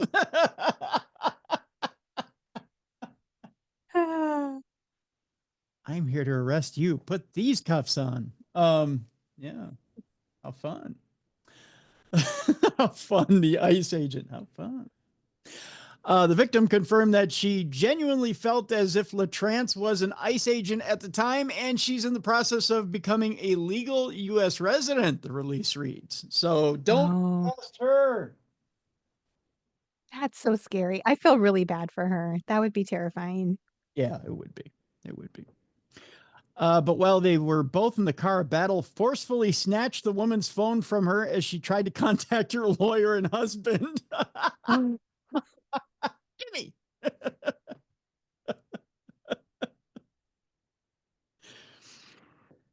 Investigators also said that when the duo arrived at the apartment complex, the woman suspected something was wrong, as Battle told her they were headed for the sheriff's office. As LaTrance went inside the apartment, the victim fled and called law enforcement, as she should, because I don't think ICE agents take you to their apartment. Yeah, that's like really bad planning on that lady's part. You're just going to pull into your apartment and then like leave them in the car so they can leave? Yeah. I'd be running. At least take them to somewhere that looks like it could be the sheriff's office, or a building where you're going to hold them, like a warehouse. It's so weird. Yeah. As LaTrance went in, I read that part already. In an affidavit, deputies said that the victim then called her husband while waiting for law enforcement to arrive, and he claimed that the abductor sounded a lot like his ex-girlfriend, Tracy. After speaking with neighbors, deputies said they discovered that a woman named Tracy, who was later determined to be Battle, indeed lived at the apartment complex. Wah, wah. Not a good plan there. No, that's definitely stupid criminal. Yeah. She took her home. Took her home. Whoopsie. Oh, Tracy. Once the victim's husband arrived on the scene, he had started an injunction against his ex, LaTrance Battle, or Tracy, for issues they had had in the past. The most current incident was about 2 years ago when LaTrance showed up at his place of business and attacked him. That's not going to get him back. I'll tell you that much. Per the sheriff's office, Battle was eventually located in Fountain while on her way to Alabama. She was ultimately arrested and now faces charges of kidnapping in commission of a felony, robbery by sudden snatching. Can't tell you how many times I've seen somebody arrested for that. Impersonating a law enforcement officer in the commission of a felony and a felony violation of probation. Yes, that's right. She's on probation, kids. And she's being held without bond. So, LaTrance. That's a whole lot of trouble there. That's For a guy they've been gone like apart long enough that he's married. Let it go, lady. Yeah. Well, some people can't let go. That's true. And that's okay. For those people, it's just medication and therapy. But for those people too, maybe physical distance is important. Maybe we need to move to another state. And I don't know, maybe find a hobby. Finding a hobby is a good thing. Maybe dating others. Okay, maybe not dating. Maybe dating is a bad thing. Maybe celibacy is a good thing. I don't know. Maybe my advice is horrible. All right, Jess, our next story has to do with by the way, this comes from one of our listeners. If you have a story for us, tim@darknessradio.com if you would like to hear your dumb crime or stupid criminal. I don't know if you're committing the dumb crime. If you're committing the dumb crime, probably don't send it in. But if you have a dumb crime or stupid criminal you'd like us to report on, send the story to tim@darknessradio.com. This story comes from one of our listeners. A man confesses to stabbing his dad to death during a 911 call, saying, "God told me to." I don't think God ever tells you to stab your dad to death, but here's the story. We go to Ohio, where an Ohio man is accused of killing his father after he confessed to the crime during a 911 call. Nearly the first thing out of, wow, this is a name, Micaiah Swindler's mouth on the phone with dispatcher says, "I'm not going to lie, I just killed my father." The dispatcher said, "Wait, what?" Micaiah says, "I killed my dad." The dispatcher says, "What do you mean by you killed your dad?" Micaiah says, "Like he's dead." Marysville police said officers had been to the house earlier in the day responding to a dispute between Swindler and his father. Police identified the victim as 59-year-old Joe Swindler. A police report shows the issue started over a dispute over doing the dishes. So Micaiah killed his father because he didn't want to do the dishes. Yikes, that's scary. Jess, how many times would you be dead in a week if the kids didn't want to do the dishes? Everyone would be killing me all the time, Tim. Multiple times a day on the weekends. This kid's a little spoiled. Hours later, another call to the home from Micaiah, who said he stabbed his father with a knife. The dispatcher asked him why he stabbed his father to death. Micaiah said, God told me to. The dispatcher said, "God told you to?" Micaiah said, "Yes, ma'am. I had orders." I had orders. Neighbor Rich Digney said he witnessed police take Micaiah away, adding he was very calm at the time. Oh, that's good. We'd like him to be calm, especially if he's been touching sharp objects. In court, prosecutors called him dangerous. That's an understatement. A judge set Micaiah Swindler's bond at $1 million. Probably not enough. His next hearing is scheduled for May 1st. Stab dad because, by gosh, someone's got to go. I don't want to do the dishes, Tim. Yep. Just imagine if he had to, I don't know, take the garbage out. Woo! Is there a loaded gun in the house? That kid's scary. Telling me. Heaven forbid you ask him to move something heavy. Go move the furniture. Curtain for you, Dad. All right. I'm going to show you a picture of a nice little old lady here. There she is. There she is right there, Jess. Take a look at that lady. Oh, Right there. Isn't she's she nice? adorable. Oh, I isn't love her she- hair. Oh, I mean, you know what they say? The higher the T's on the hair, the closer you are to God. Her Right. hair looks kind of like mine did when I first got on the screen with you. Right? Whoa, I mean, it looked crazy. well, I don't know about crazy, but you were about 2 inches away from reaching heaven there. I mean, you were up there a bit. Only in the one spot, though. Only in the one spot. That's right. Well, this woman, this lovely, lovely young lady that I just showed you the picture of, is all of 88 years old. And she was just out for a little stroll on her scooter. You know, her little 3-wheel scooter. Just, Scooting around. you know, tootling around. In another instance of gray on gray crime here, Jess, an 88-year-old woman, the one I just showed you the pictures of, is accused of fleeing the scene after plowing her SUV into the mobility scooter of a 77-year-old victim who was thrown from the electric vehicle and hospitalized for her injuries. Oh, no. That's right. Grandma's got a fetish for plowing into people. She loves that contact. She looks all sweet and innocent, but underneath that big bouffant is rage. That's right. Oh, that's a good way of putting it. It's rage. Investigators say Carolyn Segrist was driving in the parking lot of a Sam's Club in Clearwater, Florida. The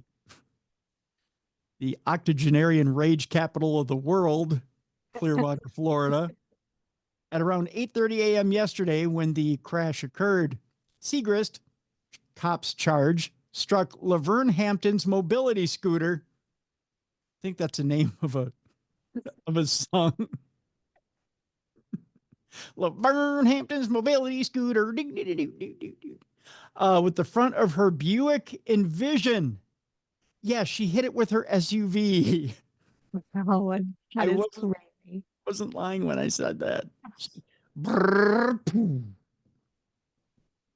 Wow. She meant business. I think they were fighting over a man. I hope not. Hampton was thrown from the scooter and was hospitalized for her injuries. Oh my God. Wait. Segrist allegedly did not stop at the scene of the crash to render aid or exchange information. Straight up hit and run. It was a scooter hit and run. Could you have seen this? Wham! And then she gets up and goes, "Are you okay, dear? Hold on, I'll be right over to get your information." So who insures your scooter? I don't have scooter insurance, by the way. No, Nobody insures my scooter. I wish they would, because you're going to start getting calls now. Yeah, because I've beat that thing to holy hell and back. I probably need a new one. For 4 hours after the incident, police arrested the retired octogenarian for leaving the scene of the crash involving serious injury, which is a felony, by the way. Segrist was booked into the county jail and scheduled for an initial court appearance. Segrist lives about 4 miles from Sam's Club in a condominium she purchased with her husband in 1987. In 2023, she pleaded, oh my God, she's been in this condominium since I was a junior in high school. Wow, that's a long time. Well, so she's 88. So she probably moved there like right when she retired. 88. That was also the chant of my senior year. 88. That was a good year. Was a good year. In 2023, she pleaded guilty to careless driving that resulted in a crash. I think she should probably stay off the road. I think it's time to take that license away. By the way, she was fined how much, Jess, for that traffic infraction back in 2023? Little careless. $5,000. Oh, that's way too high. No, Miss Buffon, a little lower. I'm never going to win the prices right. $500. Close, but let's take one more swing. Let's go a little lower. A little lower than that even? Wow. Okay. $100. Close, $166. Wow. That's cheap. That's why driving and hitting people in Florida is a sport. Because it's cheap. Yeah. It's a budget activity. It is. That's why it's cheaper to hit people in Florida than to go to the movies. So by all means, just pile the kids into the car and go hit old people. That's bad advice, Tim. Maybe a little. Disclaimer, we really don't want you to do that, folks. Well, you might not, but it's cheaper. I'm not lying. Well, I guess if they do, we can talk about them. That's right. We're just getting future stories for the show, Jess. Oh, gosh. Well, think about it for a second. Okay. How much would it cost you to take, let's just say, you, the hubby, and 2 kids to the movies on a Friday night? I mean, aren't tickets they're close to $20 now. It's got to be 15 bucks. Let's just say on a regular night, 15 bucks. Okay. Right. So $15, and then you're going to buy everyone popcorn. Right. And sodas. You're not going to the movie without popcorn. 20 a piece. So that's $80. That's $80 just for the refreshments alone. 15 for the tickets. That's $140. It's almost cheaper. It's at $140. It's almost cheaper for you to go out and hit an old lady. And think of the entertainment.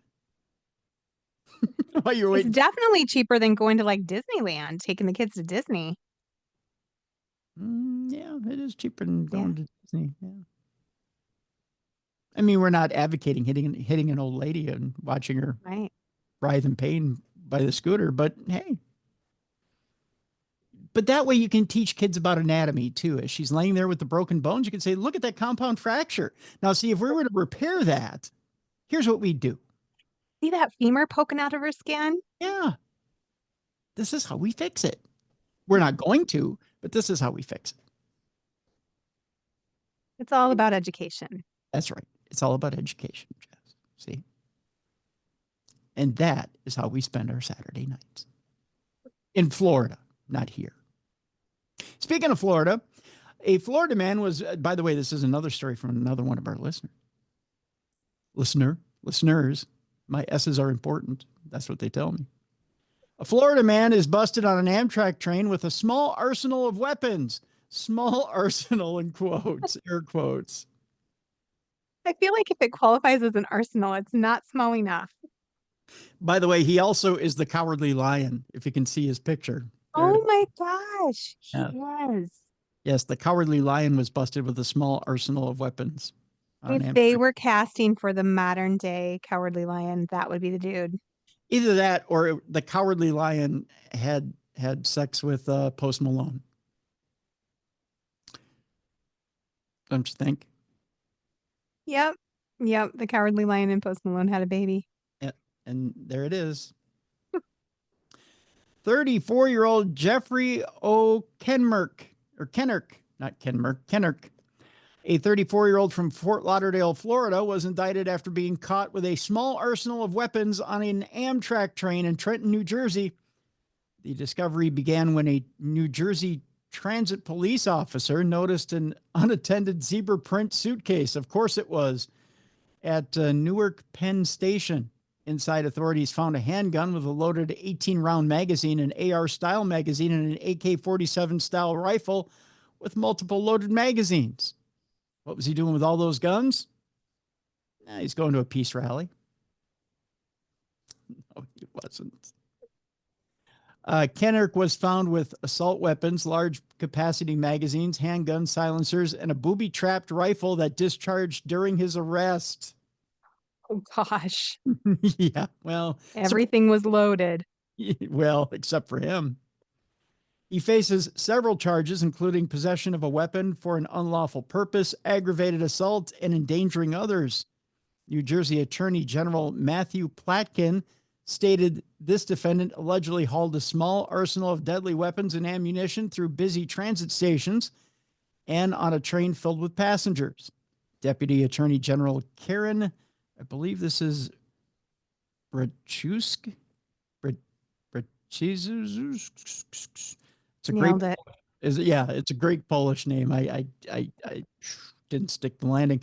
Will lead the prosecution against Kennerk as soon as we figure out what her last name is, and remains in custody awaiting trial. Kennerk, not the prosecutor, although we should jail her for her last name. Yep. That's for sure. All right. I believe it's time now for our Not Safe for Work section of our program. For this, we need you to do one of two things. We need you to get rid of the boss or get rid of the kids, one or the other or both, because, hey, they can't be around for this. We've warned you this week after week after week. I don't know how many times we've told you this. It's not good for the kids, not good for the boss. If the boss hears this, he's going to think you're a freak. If the kids hear this, they're going to think you're a freak. So we're going to give you 5 seconds. 5, 4, 3, 2, 1. Here we go, kids. All right. I mean, not kids. I mean, you're supposed to have them out of the room. All right. This first one has to do with a love triangle with one person headed for jail after a wrench attack on a deputy. I know, word salad. Let's figure it out together, shall we? A head teacher attacked his deputy with a wrench after being hit by an overwhelming sexual jealousy due to a love triangle at the school. Yikes. Yeah. You ever have this happen when you were a teacher? Nope. Nope. You went to a boring school. You worked at a boring. I did. And I was the sex ed teacher. I mean, I should have known all of the dirt. You were a what? I was. How come I'm finding this out now? Have I never told you that story? Oh my gosh. So funny. My first, before school started, I had to go in and set up my classroom. And I was much younger then. And I mean, I generally look 10 years younger than I actually am at any given stage of life. And I was walking into the school and the football players were on their break from two-a-days or whatever. And they were all sitting around and they started hooting at me. And one of them was super vocal about how hot he thought I was. And then the first day of class, he comes walking into sex ed and he's like, "Hi, Mrs. Freeburg," with his head down. It was great. I'm like, welcome to class where we're going to talk about your penis and vaginas And try not to and how blush. babies are made. That's right. You get your chocolate and your peanut butter, and that's how it happens. Poor See, kid. I wouldn't be able to use the technical terms. I'd be a bad teacher. That was my favorite part, the technical terms, because they're so funny. Like the male anatomy, like it has the epididymis, like that just rolls off your tongue. Just say it with me. Epididymis. Isn't epididymis a Greek god?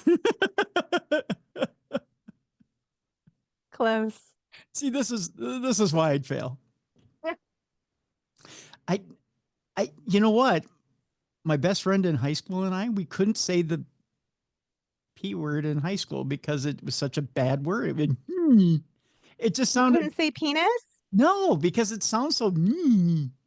It's such a bad word for it. There's so many other great words for it other than I mean, they're all bad words. Like vagina is a gross word. Like it just is. sounds harsh and weird. Yeah, I mean, you can think of 1,000 other terms for it that sound much better than. I mean, it's just a bad sounding word for it. Who looked at it and went, let's call it a. Yeah. You know, I don't know. Epididymis is about one of my favorite words in the whole dictionary. Yeah, epididymis. Yeah, I mean, it's fun. He's the one who killed Goliath, right? I don't know. I mean, I get my history mixed up sometimes too. You're close enough, Tim. Yeah, something like that. Anyways, our story. A head teacher, get it? A head teacher attacked his deputy with a wrench after being hit by overwhelming sexual jealousy due to a love triangle at the school. 54-year-old Anthony Felton admitted attempted grievous bodily harm with intent after the attack at St. Joseph Roman Catholic Comprehensive in Aberavon, Neath Port Talbot on March 5th. In a Catholic school. Of course, it's a Catholic school. They're all repressed sexually. Of course, they're going to hit each other with tire irons and shit. 51-year-old Richard Pike was treated for minor injuries in the hospital after Felton sought him out and attacked him from behind, which is a classic wrestling move, if I've ever heard it. It's like, too much WWE for these guys. Felton of, I believe is it Penharrow? I don't know, road somewhere in Swansea, was sentenced to 2 years and 4 months on Friday, and Judge Paul Thomas KC said he suspected a head teacher. What is a head teacher, by the way? Didn't have that in public school. There were no head teachers. No, I could tell you that from some of the girls I dated in high school. Said he suspected a head teacher attacking his deputy was entirely without precedent. The court heard Felton was distressed after finding out he was the father of a fellow teacher's child and had recently discovered Mr. Pike was in a relationship with the same teacher. Whoa, we just went to a whole nother level. In a victim impact statement, Mr. Pike told the court Felton, whom he trusted completely, brought a metal wrench into his office and rained a number of blows on him. And we're not talking those kind of blows, if you know what I mean. Mr. Pike fell to the ground and attempted to kick away Felton before being helped by colleagues who heard the disturbance. Following the attack, which was caught on CCTV, Felton threw the wrench away and drove off before sending an email to all staff apologizing for the problems and distress his actions were likely to cause. Mr. Pike said Felton had manipulated me into a position of complete vulnerability. That's one way of putting it. Thought we were trusted colleagues who had over many years built up a relationship of trust and understanding, he added. It terrifies me still. I feel I have lost so much of me. I'm not sure I will ever come to terms with that. Giving his remarks to Felton, Judge Thomas cited the upcoming sentencing of a 14-year-old girl who attempted to kill 2 teachers and a pupil at a school in Ammanford, less than 25 miles away from Felton School. You knew as well as anyone could have known the current prevalence of violence in our schools. Instances of pupils taking weapons into school and attacks on staff and fellow pupils are an all too common feature in the media. The appalling example of this episode sets to others needs no emphasis from me, is the quote. He told Felton he was more than intelligent enough to realize the ramifications of his plot would be far-reaching. He added, he had been lured by you into what was, in effect, an ambush. Sexual jealousy rising from an adulterous affair and the uncontrollable rage from you had led to his ultimate downfall. John Hipkin, KC, defending, the lawyer that is, said Felton had recently suffered due to the death of his mother and a cancer diagnosis. But the judge told him ultimately the trigger for your act of extreme violence was of your own doing, the overwhelming sexual jealousy arising from an adulterous affair and the uncontrollable rage it created in you. Abul Hussein of the Crown Prosecution Service said the level of unprovoked violence from a professional in the workplace was shocking. Too often we see attacks of this nature result in life-changing injuries or fatal consequences, and thankfully, that was not the result in this case. Felton was told his sentence would have been 3.5 years without an early guilty plea, and he would serve half his sentence on license. He was also given a restraining order in relation to Mr. Pike, his wife, and children for an indefinite period. Of course, in case you couldn't tell, this happened overseas. So there it is. All right, coming back home here, Jess. Of course, you got to have an airline story in not safe for work territory. All right. Ready for this? Mm-hmm. The airline story to end all airline stories. We go to Southwest Airlines, where a passenger allegedly stripped naked, pooped on the seat as the plane landed. Ew. Well, Why and why? why and why? Well, the bathroom was taken, I guess, right? And I mean, if you're going to get a good one in, you might as well get comfortable, right? And the best part of it, it was a female. Oh, wow. Yeah. Mm. Was she doing like OnlyFans like the lady last week? Yes, the peace free. Yeah. I don't know. She went excremental, it says here, as the first line in the story. Gosh. A female passenger on a Southwest Airlines flight to Chicago, of course she was going to Chicago, allegedly stripped down naked and pooped on her seat as the plane landed. I guess that's what she thought of the pilot's flight. Yay! Maybe it was some sort of panic-induced irrational behavior. Like maybe she was scared. We're gonna die! Police officers were called to Chicago's Midway Airport on Saturday as Flight 418 from Philadelphia. Okay, that explains it. It was somebody from Philly. Oh, no. You can send your emails to tim@darknessradio.com. Yes, it was Flight 418 from Philadelphia arrived with one passenger shocking the cabin by taking off her clothes and emptying her bowels on the plane seat. Just outright. And of course it was Southwest, so. Not saying budget seats create budget dumps, but hey, it can happen. Our teams are reaching out to those aboard to apologize for the situation and any delay to their travel plans or planes. It says to their travel planes. They got that one wrong, Southwest said in a statement.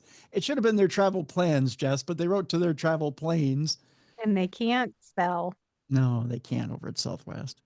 Nothing is more important to Southwest than the safety of our customers and employees, and we appreciate the professionalism of our flight crew.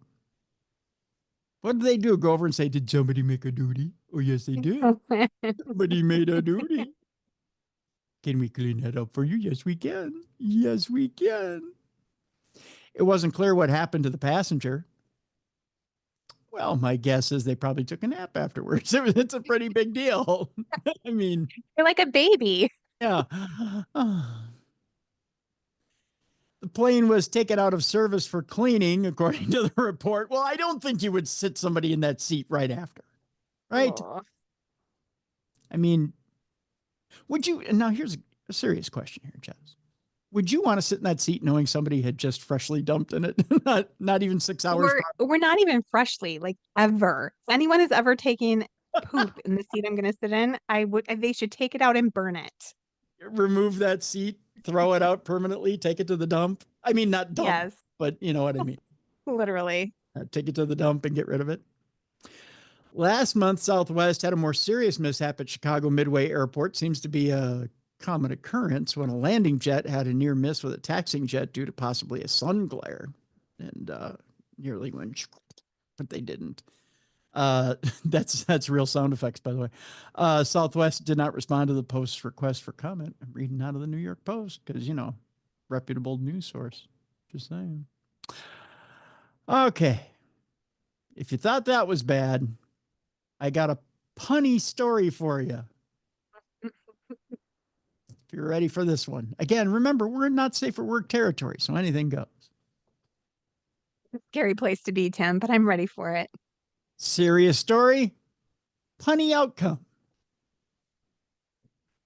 The Son of Faith Life Church and their pastor pleads not guilty to 27 criminal counts, including 11 rape charges.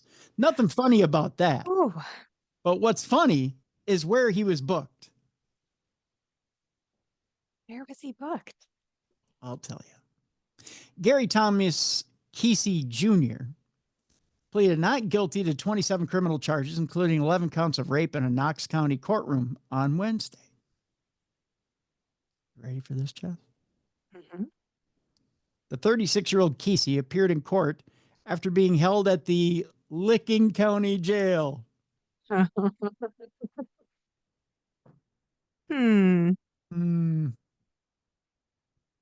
Nature or nurture? Maybe a little of both. Yeah. He's been at the Licking County Jail since his arrest on Friday.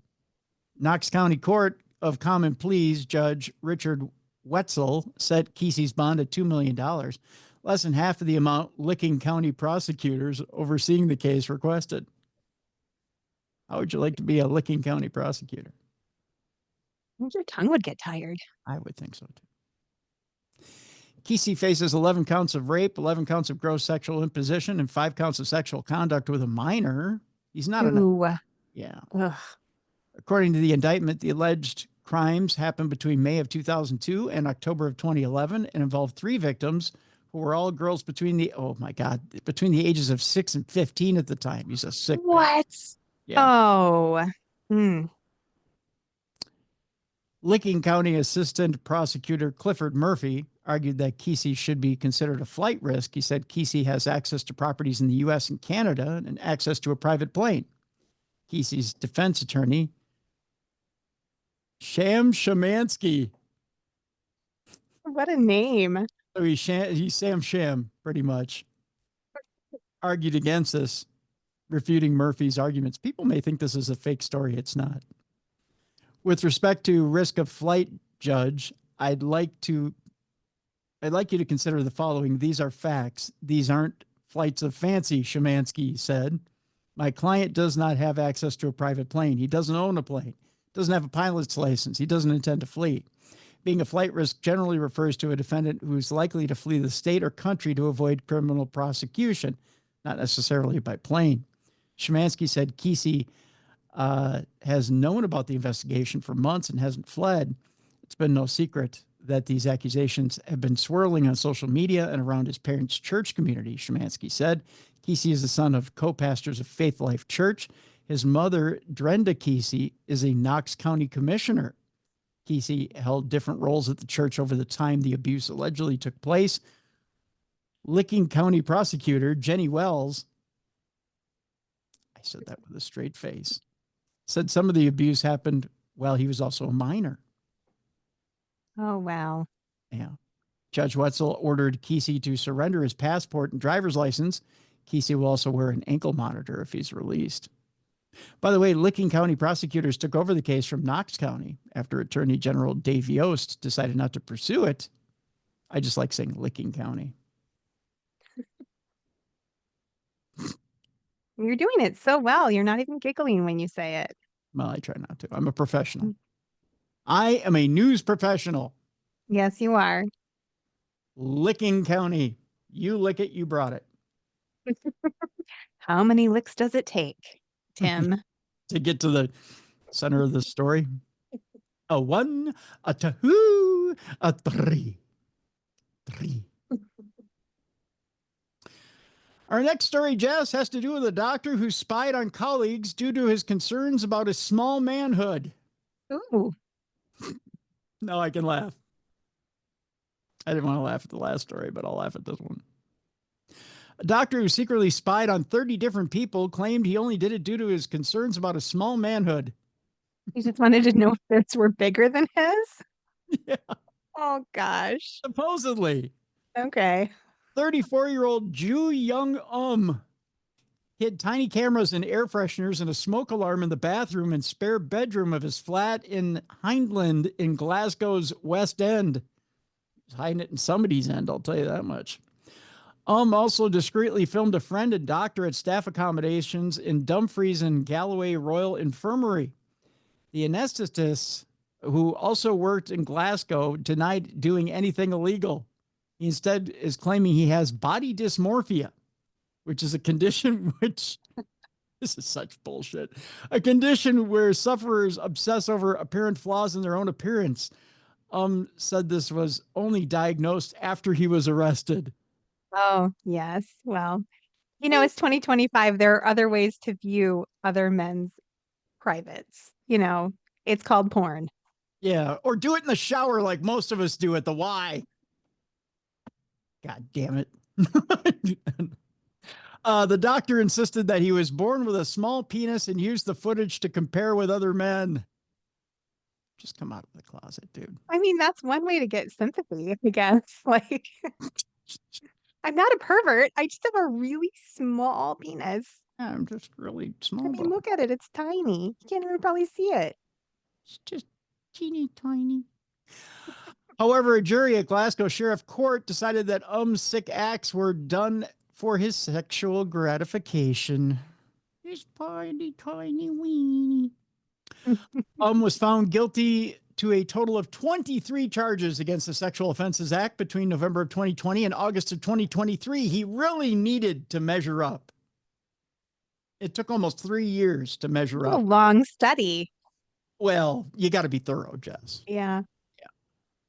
Of his 30 victims, Jess, 21 were men and 9 were women, because women have weenuses too. They do. They're just really, really small. That probably made him feel better. Well, evidently he had microclit syndrome. I don't know. 3 of the men and 1 woman were doctors. So he wanted to get a really good look at the doctors, I guess. I don't know. He was playing doctor with the doctor. The court heard that initially recorded his first victim in secret with a mobile through a window while he showered.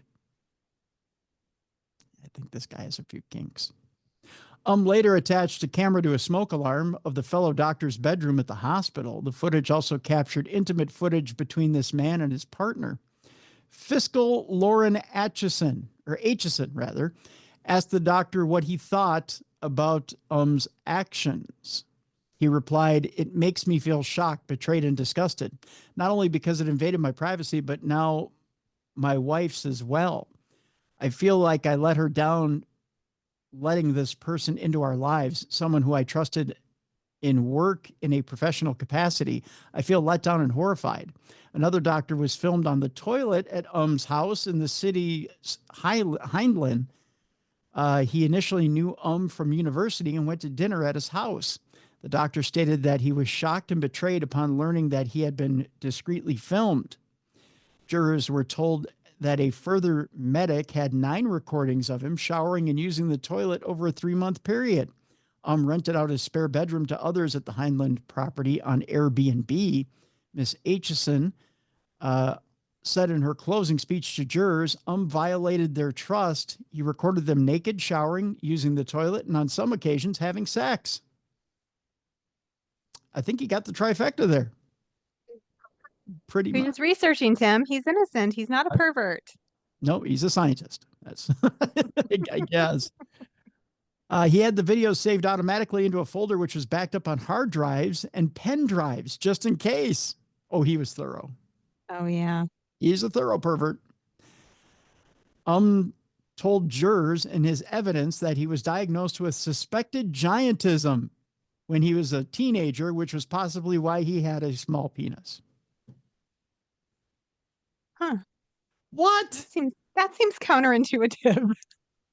I have giantism, and that's why my wiener is the size of a thimble. Listen, son, you're a giant. Therefore, the ratio of your body to your penis just makes it look small. That's right. I know I'm only 5'4", but I'm a giant. Somebody was told a lot of fibs as a kid. Right? Oh, weird. Right? Wow. Jurors heard that did not seek medical help until 20 years later for his giantism. Ms. Aitchison added his diagnosis of body dysmorphia does not come until after he was arrested. He said all these years led to extremes of secretly recording people. Why wait until you're caught to get private treatment? That's right. The question. Further said he did not want to view images on Google in case he came across illegal photographs, but he'd rather illegally record people. Yeah, I think when you're like, positioning cameras up on fire alarms or whatever he was doing, wherever he was putting them, that's when you like have to just self-reflect and be like, maybe I need some help. Like if that truly is your issue, like maybe I should call someone. Maybe I'm one toke over the line, sweet Jesus. Yeah. Could be. He also claimed that he did not view pornography as it was exaggerated and bigger than your normal male. Oh, I guess they wouldn't use small Yeah, guys. That's not a good. It's not a good control, I guess, for your experiment. Stated that he also did not compare himself with his patients as they were people who trusted him, as opposed to staying in your home. This guy is weird. He has boundaries. They don't make sense, but he has boundaries. Yeah, he's out there. Still of Heinlein is believed to have been laterally working as a lecturer. Oh yeah, he's the guy to tell you how to do stuff, especially how to install cameras and smoke alarms. Sentence was deferred pending background reports until next month by Sheriff Owen Mullen. Was granted bail and put on the sex offenders register in the meantime, as he should be. Boy. All right, one more story, and then we've got our palate cleanser for today. Literally don't have a cow, New York man, is the headline on this one, Jess. Yeah. Don't get all excited yet. Art Simpson's in the house, huh? Yeah, a little bit. In the course of a child porn probe targeting his younger brother, an upstate New York man caught a legal ricochet shot when investigators discovered videos showing him engaged in sexual acts with animals, including yeah. Oh, Tim. I told you you're going to need that palate cleanser. Oh, I need something to vomit in, actually. So gross. 38-year-old Mark Banks was arrested earlier this month for sexual misconduct for allegedly having sexual intercourse with a dairy cow on the property of Windsor Acres, the Broome County farm where he has worked for 22 years. Wow. Move on over. Here I come. A New York State police investigation originally focused on Banks' brother, 37-year-old Christopher, for possessing child porn transmitted online. Sounds like a real winner.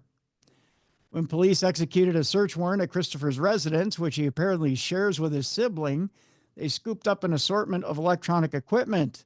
Of course, there's electronic equipment involved. A review of the seized materials resulted in the filing of a felony charge against Christopher for possessing a sexual performance by a child, a school cafeteria employee.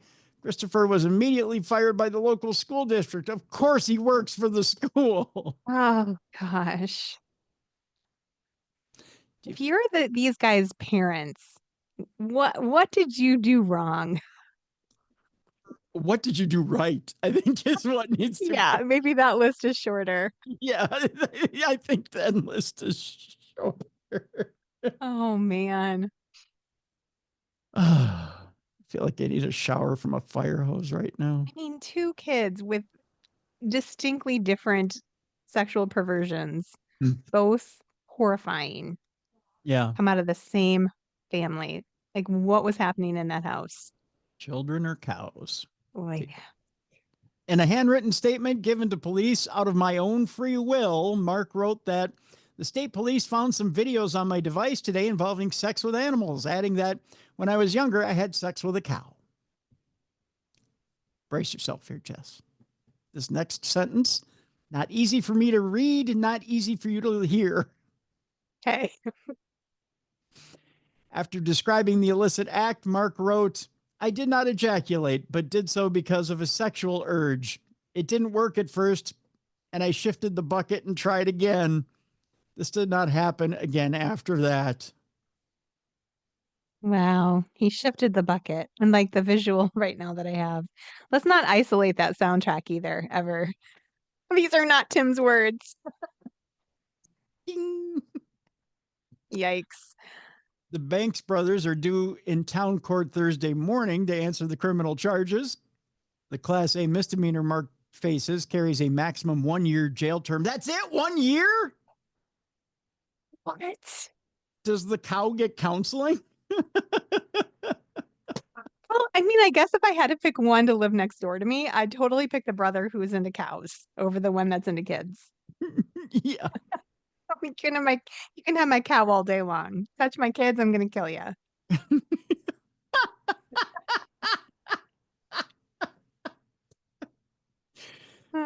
You can pet my cow pervertedly, just don't touch my kids. If convicted of the child porn count, Christopher faces up to 4 years in custody. That's it.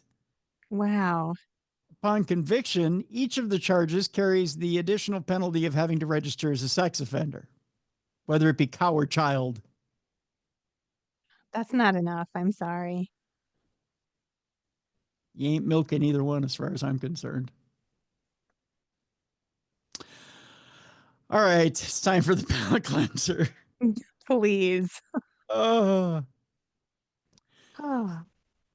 If you thought Woody was the only naughty woodpecker out there, turns out there's more than one. This woodpecker has damaged more than 20 vehicles in a Massachusetts town. He's a bad boy. I got a picture of him right here. There he is right there. See? Oh, but he's cute.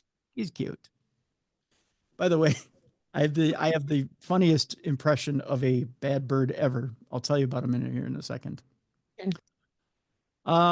This particular bad bird, if I can get the story here, is in a seaside Massachusetts town, appears to have fallen prey to an overzealous pileated, not pleiated.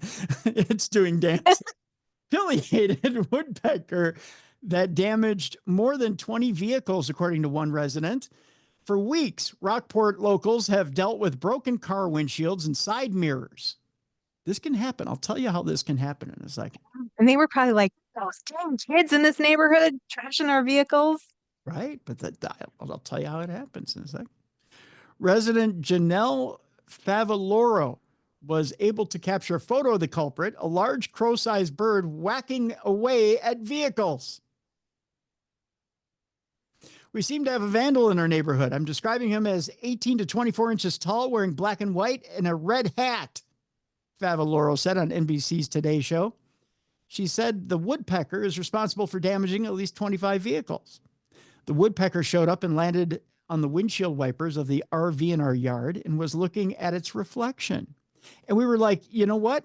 I bet he was the one that damaged the mirrors as well.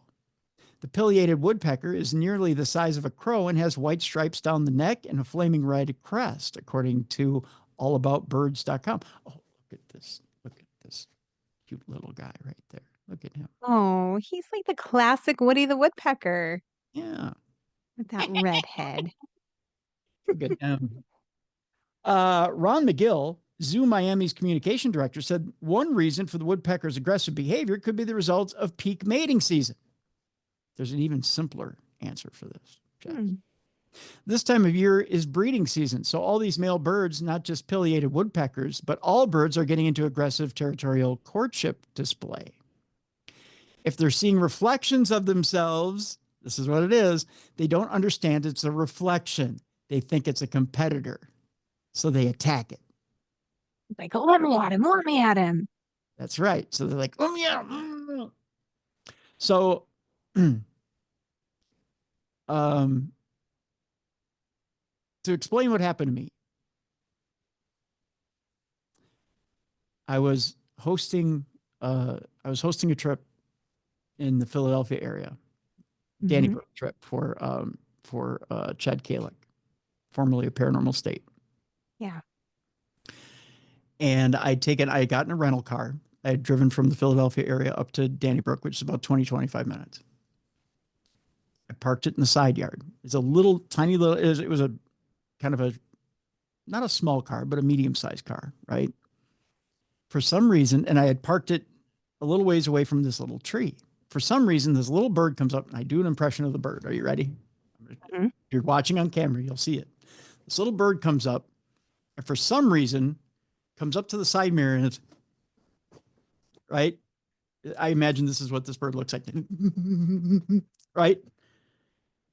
And starts humping this mirror and then shitting all over the side of my door, and then goes up to the side of the door and right, and shitting all over my door, shitting all over my mirror. And I'm like, what in the hell? It keeps doing this all weekend, right?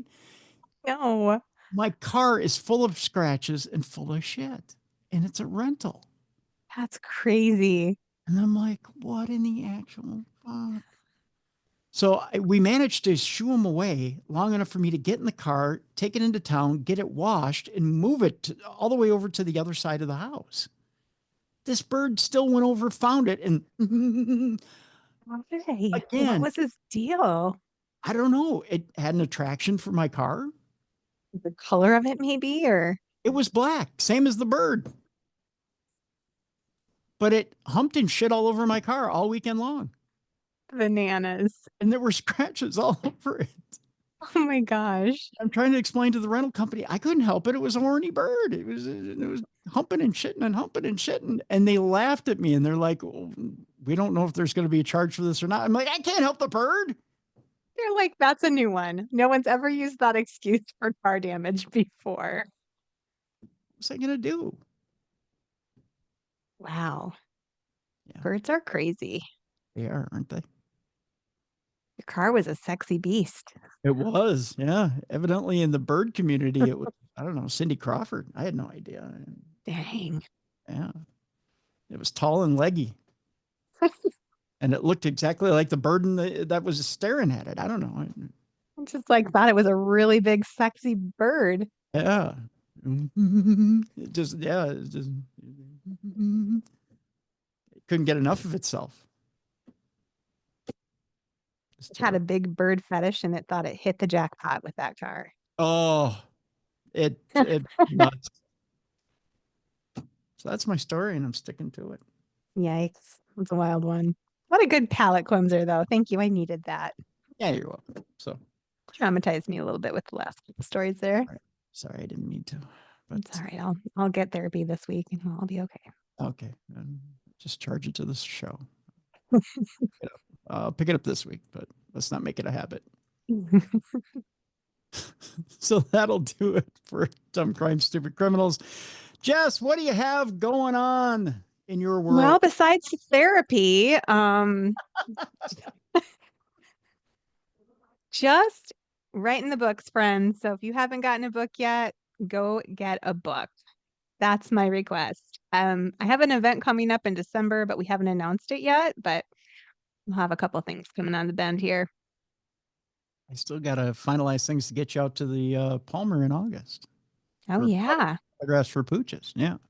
So I'm here for it. That'd be fun. Yeah. So we got to get that. We got to get that finalized. Yeah, but I got to put stuff up for that yet too on the website. So yeah, friends. By the way, Autographs for Pooches in August 2nd at the Palmer. Yeah, Tim Miley and his lovely wife Lauren will be back. What else? Yeah. If you're watching this show on video, which you should be, the original Darkness Radio on YouTube, or just go to darknessradioshow.com and watch the video that goes along with this audio. Sometimes I'm a little slow at getting the video up. That's what she said.